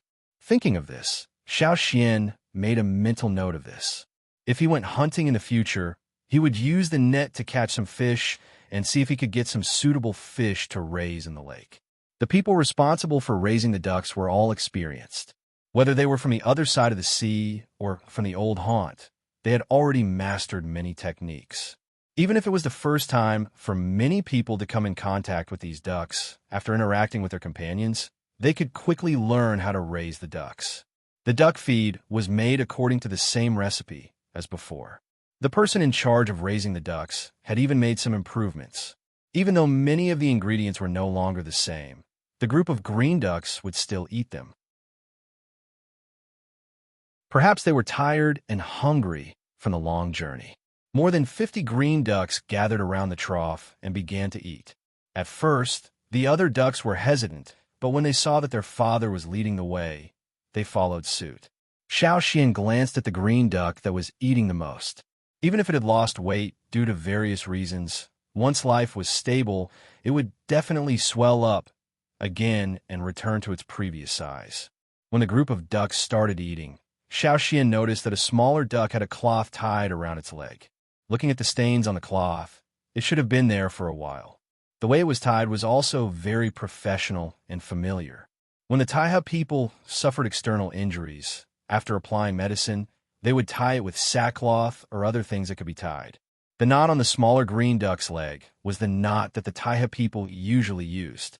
Xiao Xian did not catch the duck that was fighting with its brothers and sisters for food. Instead, he waited for it to finish eating before catching it. With his experience in dealing with fat ducks, Xiao Xian could easily subdue this small duck. Xiao Xian untied the cloth on the duck's leg and looked at the part where the cloth was tied. Over there was a scar that had already healed. Now it was almost healed. The scar had already faded, and there were many fluffy feathers growing there. If one did not look carefully, one would not be able to see the scar that was about to disappear under the fine fluffy feathers. There was also some powder that was obviously different in color from the duck's feathers. That was the residue of the medicine that had been applied. Because the cloth was tied so well, the dregs of the medicine did not completely disappear. They were left behind along with the cloth. When they left the tribe on the other side of the sea, the Taiha people said that they would take good care of these ducks. From this, it seemed that the Taiha people had indeed done so. He released the duck that he had subdued. Once it was free, it ran to the fat duck's side and stared at Xiao Xian cautiously. But the fat duck looked at Xiao Xian and continued to eat. Just now, when Xiao Xian caught the duck, it turned its head to look. But that was it. After looking, it continued to eat. The other ducks had already finished, but it continued to eat. Xiao Xian left the matters here to the person in charge of rearing the ducks. Then he spoke to the people patrolling the area. Even if they wanted to continue rearing these green ducks, if they were a threat to the tribe, they would not be merciful. These green ducks were not normal wild ducks. It was always good to be cautious, especially the smaller ones. They had no impression of the Yinjiao people. After leaving the man-made lake, Xiao Xian went up the mountain and told the shaman and chief about the cloth on the duck's leg. Speaking of the Taiha tribe, Zheng Luo and Duo Kong missed them. Duo Kang's eyes turned. When should we go and get the Taiha people to come over? The Taiha people liked strange herbs. In the depths of the forest, there was a patch of green that the advance party used to go to. There were countless rare plants. If the Taiha people were here, they would definitely love it. Xiao Xian also said that if the two continents were really close to each other like the Rain Tribe said, and Rock Hill City had old grievances with the slave masters on the other side of the sea, there was an 80 to 90% chance that a war would break out. Rock Hill City had made so many preparations, they weren't just there to drink tea and chat. If that happened, the people on the other side of the sea might not have a peaceful life. The Taiha people might be affected on the other side, and their lives might not be as good. If they moved over, they could still be neighbors with Yinjiao. Plus, the Taiha tribe was more reliable than the other tribes.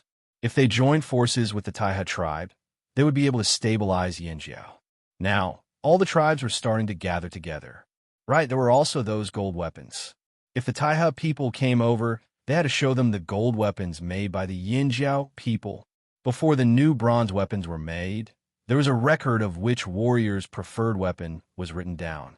Then, the quota was allocated according to merit. Warriors who contributed more to the tribe would naturally get their weapons earlier.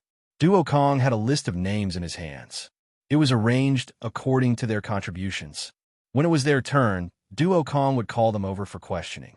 Then, he would let the craftsman in charge of forging the weapons according to the type and appearance of the weapons that the soldiers were used to.